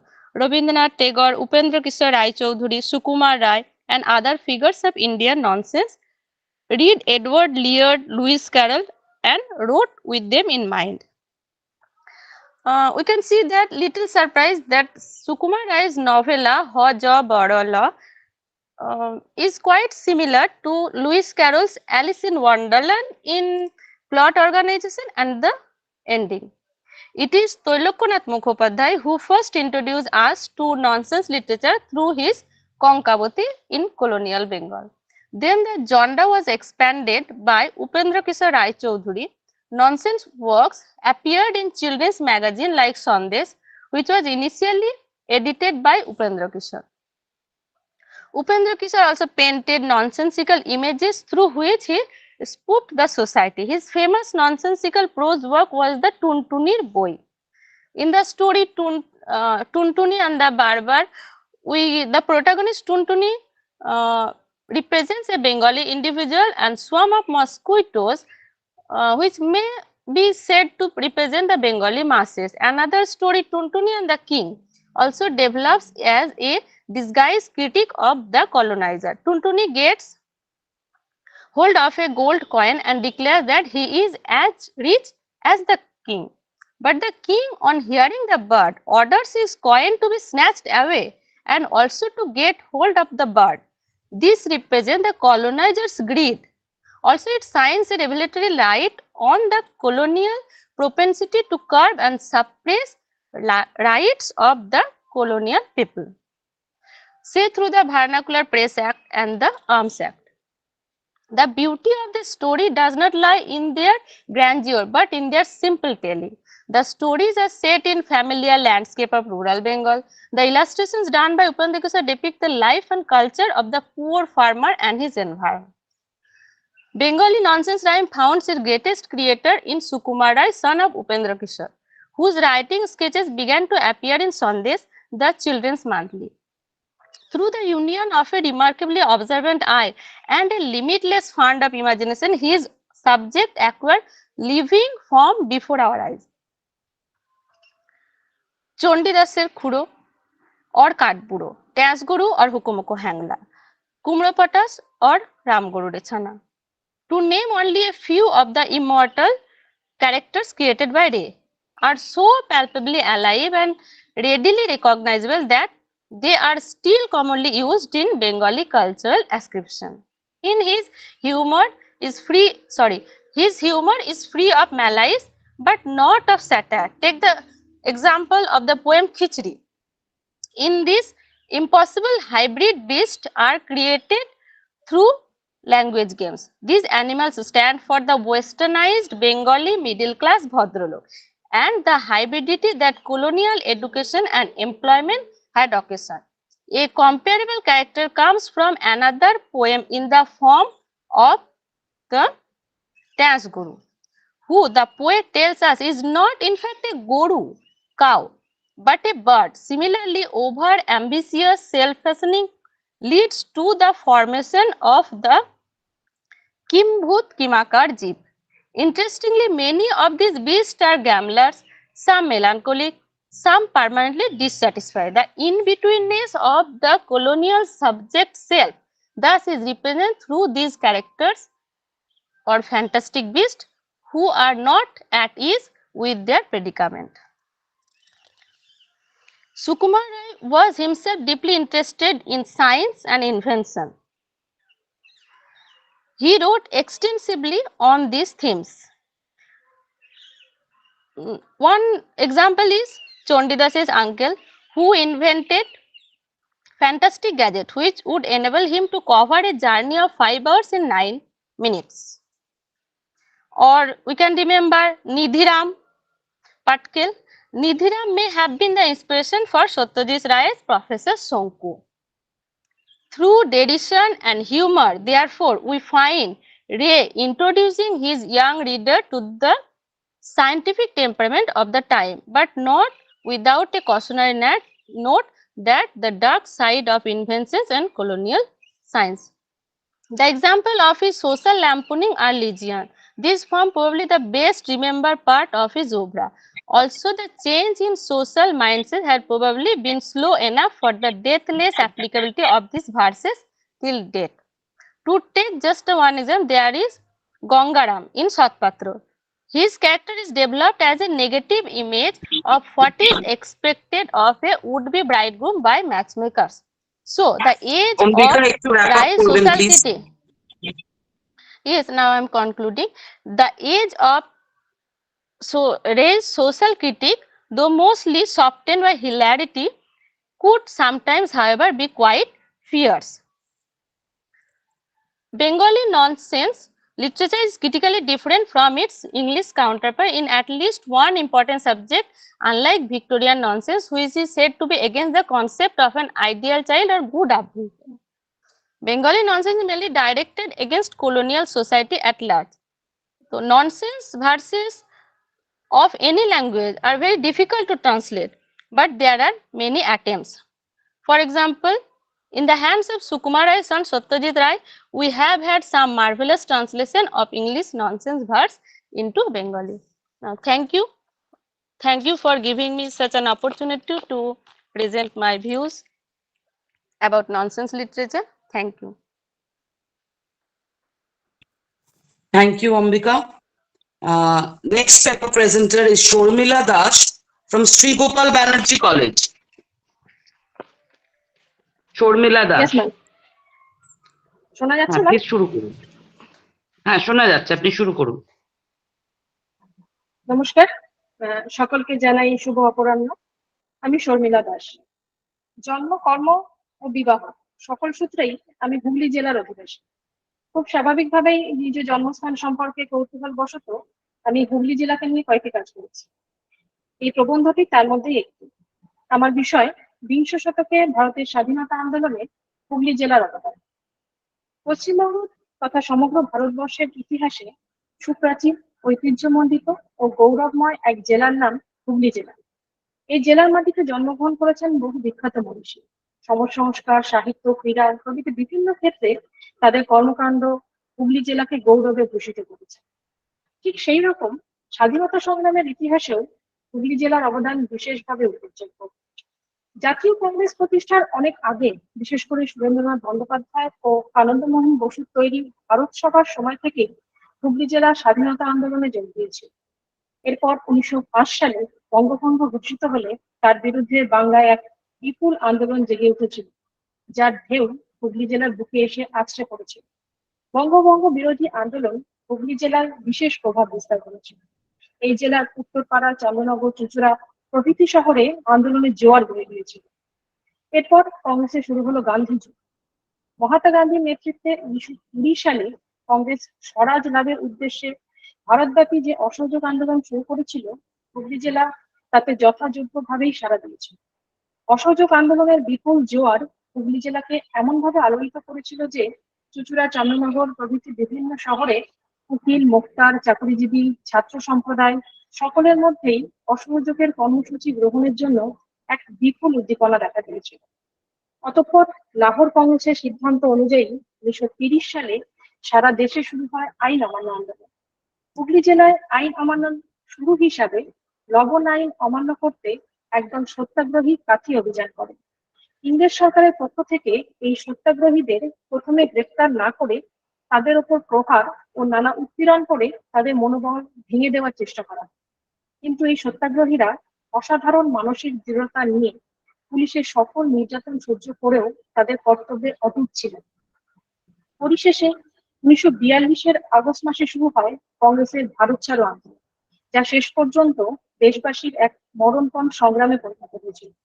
Hooghly জেলাতেও August আন্দোলন বিস্তার লাভ করেছিল।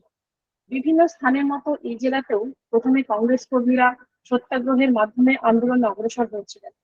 সরকারও প্রথম থেকেই গ্রেফতার শুরু করেছিল। জেলার প্রবীণ নবীন সকল কর্মী একে একে গ্রেফতার হয়েছিলেন। কিন্তু নেতা ও কর্মীদের গ্রেফতার সত্ত্বেও হুগলি জেলার জনসাধারণ অগ্রসর হয়ে এসে যেভাবে সম্ভব সরকারের বিরুদ্ধে আঘাত হানার চেষ্টা করেছিল। তারা জেলার সরকারি ঘাটিগুলি দখল, গোপন সংগঠন তৈরি প্রভৃতির মাধ্যমে সরকারের কাজকর্ম, যোগাযোগ ব্যবস্থা ও প্রভৃতি অচল করে দেওয়ার চেষ্টা করেছিল। আবার হুগলি জেলার এমন অনেক মানুষ তথা স্বাধীনতা সংগ্রামী ছিলেন বিংশ শতকে ভারতের স্বাধীনতা আন্দোলনে যাদের ভূমিকা বিশেষ উল্লেখযোগ্য। আমি আমার প্রবন্ধে ৭১ জন স্বাধীনতা সংগ্রামীর উল্লেখ করেছি, কিন্তু সময়ের অভাবে তাদের অবদানের কথা তো এখানে বলা সম্ভব নয়।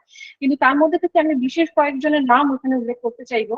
বিশেষ স্বাধীনতা সংগ্রামী যারা হুগলি জেলার সাথে জড়িত ছিলেন তাদের মধ্যে উল্লেখযোগ্য নাম কিছু ছিল: নগেন্দ্রনাথ মুখোপাধ্যায়, জ্যোতিষচন্দ্র ঘোষ, ডক্টর আশুতোষ দাস, ভূপতি মজুমদার, গৌর হরি সোম, অতুল্য ঘোষ, প্রফুল্লচন্দ্র সেন, বিজয় মোদক। আবার নারী স্বাধীনতা সংগ্রামীদের মধ্যে উল্লেখযোগ্য ছিলেন টুকরিবালা দেবী, মণিবালা দেবী, বিমল প্রতিভা দেবী, লতিকা ঘোষ প্রমুখ। এখানে অনেকের কথাই আমি আমার লেখনীতে তুলে ধরার চেষ্টা করেছি, তা সত্ত্বেও হয়তো সবার প্রতি সমান সম্মান প্রদর্শন করা আমার পক্ষে সম্ভব হয়নি। এখানে সময়ের অভাবের জন্য সেটা তো বলা সম্ভব হচ্ছে না।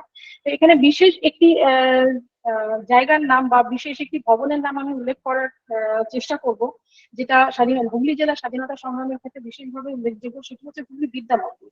হুগলি জেলার স্বাধীনতা সংগ্রামের ইতিহাসে হুগলি বিদ্যা মন্দিরের নাম স্বর্ণাক্ষরে লেখা আছে। 1920 সালে মহাত্মা গান্ধীর নির্দেশে হাজার হাজার ছাত্র সরকারি স্কুল কলেজ ছেড়ে অসহযোগ আন্দোলনে ঝাঁপিয়ে পড়েছিল, যোগ দিয়েছিল ভারতবর্ষের স্বাধীনতা সংগ্রামে। দেশের বিভিন্ন প্রান্তে জাতীয় শিক্ষা প্রতিষ্ঠান গড়ে তোলার অঙ্গ হিসাবে বিভিন্ন স্থানে গড়ে উঠেছিল জাতীয় বিদ্যালয়। অসহযোগ আন্দোলনের যুগে 1921 সালে হুগলি বিদ্যা মন্দিরও অনুরূপভাবে জাতীয় বিদ্যালয় হিসেবে গঠিত হয়েছিল ও ভারতবর্ষের স্বাধীনতা আন্দোলনের এক উল্লেখযোগ্য পীঠস্থান হিসাবে পরিণত হয়েছিল। বিদ্যা মন্দিরের কাজ ছিল মূলত দুটি। প্রথমত, ইংরেজের তৈরি স্কুল কলেজ থেকে বেরিয়ে আসা ছাত্রদের উপযুক্তভাবে প্রশিক্ষিত করে তাদের স্বাধীনতা যুদ্ধের যোগ্য সৈনিক হিসাবে গড়ে তোলা, তাদের চরিত্র গঠন করা, এবং দ্বিতীয়ত, জনসাধারণের মধ্যে অসহযোগ আন্দোলনের প্রকৃতি ও তাৎপর্য ব্যাখ্যা করে সকলকে কংগ্রেসের পতাকা তলে সমাবেত করা। 1925 সালে মহাত্মা গান্ধী বিদ্যা মন্দির পরিদর্শনে এসেছিলেন নেতাজি সুভাষচন্দ্র বসু। বিদ্রোহী কবি কাজী নজরুল ইসলাম সস্ত্রীক এই ভবনে কাটিয়েছিলেন কয়েকদিন। এখানে অনুষ্ঠিত একটি সভায় গান গিয়েছিলেন বিদ্রোহী কবি। কালের অমোঘ নিয়মে বিদ্যা মন্দির আজ ইতিহাস হয়ে গেছে। এর ইতিহাসও আজ বিস্তৃত প্রায়, কিন্তু তবুও হুগলি জেলার স্বাধীনতা সংগ্রামের ইতিহাসে বিদ্যা মন্দিরের অবদানকে অস্বীকার করা যায় না। বিদ্যা মন্দিরের গৃহ প্রাঙ্গণে কান পাতলে হয়তো আজও শোনা যাবে অগ্নিযুগের বিপ্লবীদের কণ্ঠস্বর, যাদের জীবনে কামনা বাসনা ভোগ বিলাসের কোনো মোহ ছিল না, শুধু ছিল জ্বলন্ত দেশপ্রেম, আত্মত্যাগের বাসনা ও একটি মাত্র স্বপ্ন, স্বাধীন Bharatvarsha.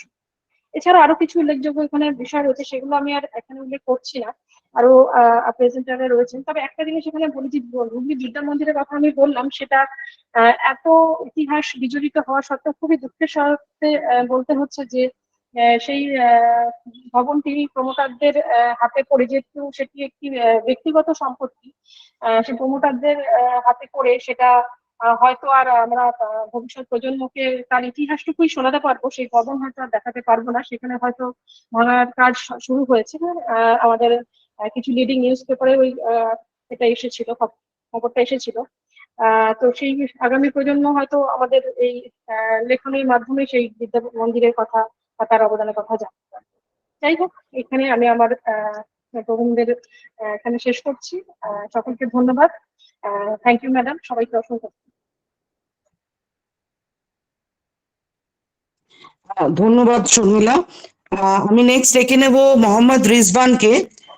Mohammad Rizwan is from Jamtara college.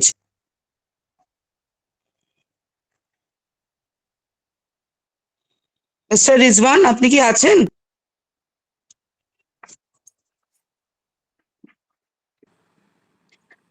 আমার মনে হয় উনি এই মুহূর্তে নেই। তো আমরা লাস্ট Hello, বলুন। good evening, ma'am. Good evening. Respected chairperson, distinguished guests, and present dashing and dazzling stars of academic zone. Good evening to all of you. I have got the golden opportunity to speak on Vidyasagar, an ocean of love, kindness, knowledge, and humanity. Apart from Ishwarchand Vidyasagar's birth and childhood history, he was a prominent Indian social reformer and a key figure of the Bengal Renaissance movement during the 19th century. Known for his relentless effort towards women's empowerment and education, he played a significant role in shaping modern India. Vidyasagar's journey, as we know that it began from his childhood when he faced financial constraint but still managed to pursue his education, and his passion of learning led him to enroll himself in Sanskrit College, Kolkata, where he excelled in various subjects. Vidyasagar's exceptional academic performance earned him the epithet Vidyasagar, meaning ocean of knowledge. Throughout his life, he advocated for the rights and education of women. He staunchly opposed child marriage, which was prevalent during that time, and fought for the legal age of marriage to be raised. His relentless efforts led to the enactment of Hindu Widows Remarriage Act in 1856, allowing widowed Hindu women to remarry and reclaim their dignity. Vidyasagar firmly believed that education was the key to societal progress and worked tirelessly to promote education among both women and men. He established several schools, paving the way for mass education in Bengal. As the principal of Sanskrit College, he implemented significant reforms in his college, such as introducing English and Bengali as mediums of instruction, which was most needed at that time. His legacy is also associated with his contribution in the field of writing and literature. He translated and simplified ancient Sanskrit texts into Bengali, making them accessible to a wider audience. His renowned work, Varna Parichaya, which provided a phonetic introduction to the Bengali alphabet, revolutionized the teaching and learning of the language. His commitment to social reform and women's rights extended beyond his lifetime. His efforts continue to inspire generations to strive for gender equality and education for all. His dedication to empowering women and marginalized communities earned him the adoration and respect of people across India. In recognition of his immense contribution to society, his name adorns various educational institutions, roads, monuments, and even a railway station, which is just 15 kilometers away from my college. His statue stands tall in Kolkata, a testament to his enduring impact on Indian society. But the irony is that even the Vidyasagar railway station, which is the which is put behind his name, even if I had made a survey over there, then I found that around 80 to 85% are still unknown about his name. The locals are unable to know that who is Vidyasagar. This is one of the irony that I had found, that even the entire station from where the peoples are getting the services of railway stations, and they are getting benefited from them, but they hardly know that who is. So it is our duty for the intellectuals also all over India that we should propagate his name and his contribution to society. To this day, I think his teachings remains very relevant. His emphasis on education, gender equality and social reform serve as guiding principles for those aspiring to create a just and progressive society. His life and work offer a shining example of how one individual can bring about lasting change through determination, compassion, and a deep-rooted belief in the power of education. Thank you for providing me a platform to speak on such a great personality. Thank you, ma'am. Thank you, Rizwan. We next have Sanjeev Tudu from Sorisakhola Shamiruddin High School. Sanjeev Tudu.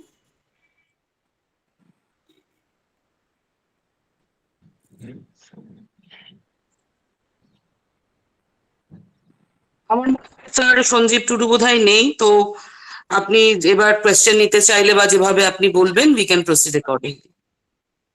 Right. So I think Sanjeev Tudu is not there. Actually, we were also talking about him. Right. So I believe the participants would already have seen. I have already written on the chat box. If Any participant is willing to pose questions. If you are, for some reason, unwilling to write it on the chat box, maybe with the permission of the chair, we can take a couple of questions, ma'am. Yeah, sure. Right. So if anyone has any questions, the floor is now open. Please do ask.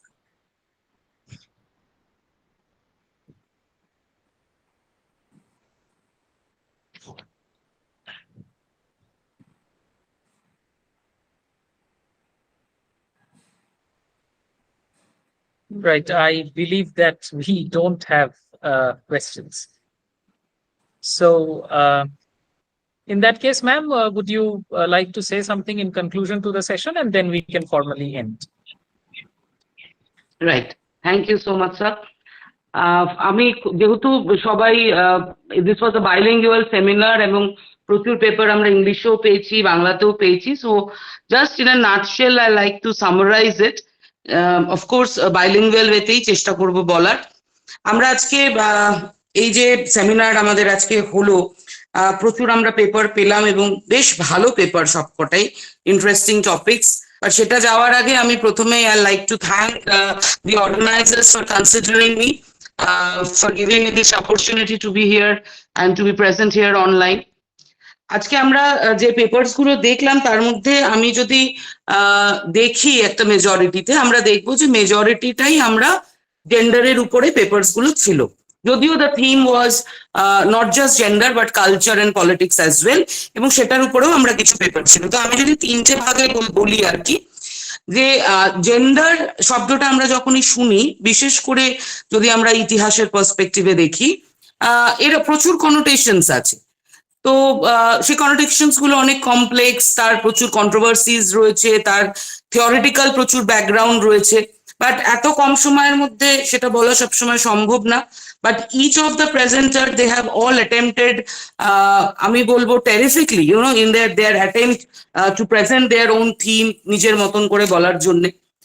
আমরা প্রথম থেকে যদি দেখি যে একটা ভিরাইল নেশনের idea দিয়ে আমাদের এই সেমিনার অনলাইনের এটা শুরু হলো, এই সেশনটা, এবং সেখানে if I'm not mistaken it was Dr. Pandit who was actually speaking on that virile nation, এবং effeminacy, masculinity, ideas of masculinity, ideas of discipline, কড়া শাস্তি, কিভাবে একটা দৃষ্টান্তমূলক শাস্তি কিভাবে এই ideas and perceptions of masculinity, effeminacy এবং এইগুলোকে কি করে কনস্ট্রাক্ট করে in a greater perspective nation কি করে নিয়ে যায়, এটার উপরেও আমরা একদিকে যেরকম পেপার পেয়েছি, আমরা রবীন্দ্রনাথ ঠাকুর, বিদ্যাসাগরের মতন মনীষীদের উপরেও আমরা পেপার পেয়েছি তাদের জেন্ডার সেন্সিটিভিটি নিয়ে।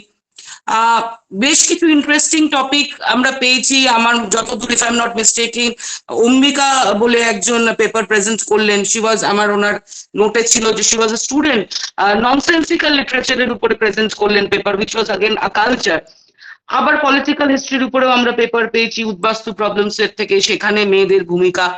আমরা সবের উপরেই মোটামুটি আমার মনে হয় ওভারঅল একটা আমরা কভার করেছি। আমি দেখুন কনক্লুশনে আমার মনে হয় যে যেটা বলবো সেটা হচ্ছে যে ব্যক্তিগতভাবে ইতিহাসের ছাত্রী হিসেবে I feel that any purpose or the sole purpose rather of a seminar, of an academic seminar is to create awareness. The more we talk about things, the more we realize, the more we come face to face, যে কি হচ্ছে কি হচ্ছে না। Maybe we are in denial, আমরা কারোটা শুনলে হয়তো বুঝতে পারি, and there of course there are we go on academic persuasions, আমরা ডিসকাস করি, বাট আমার মনে হয় যে মেইন হচ্ছে যে আমরা যাতে বুঝতে পারি, we come into terms, we realize, আমরা অ্যাওয়্যার হই।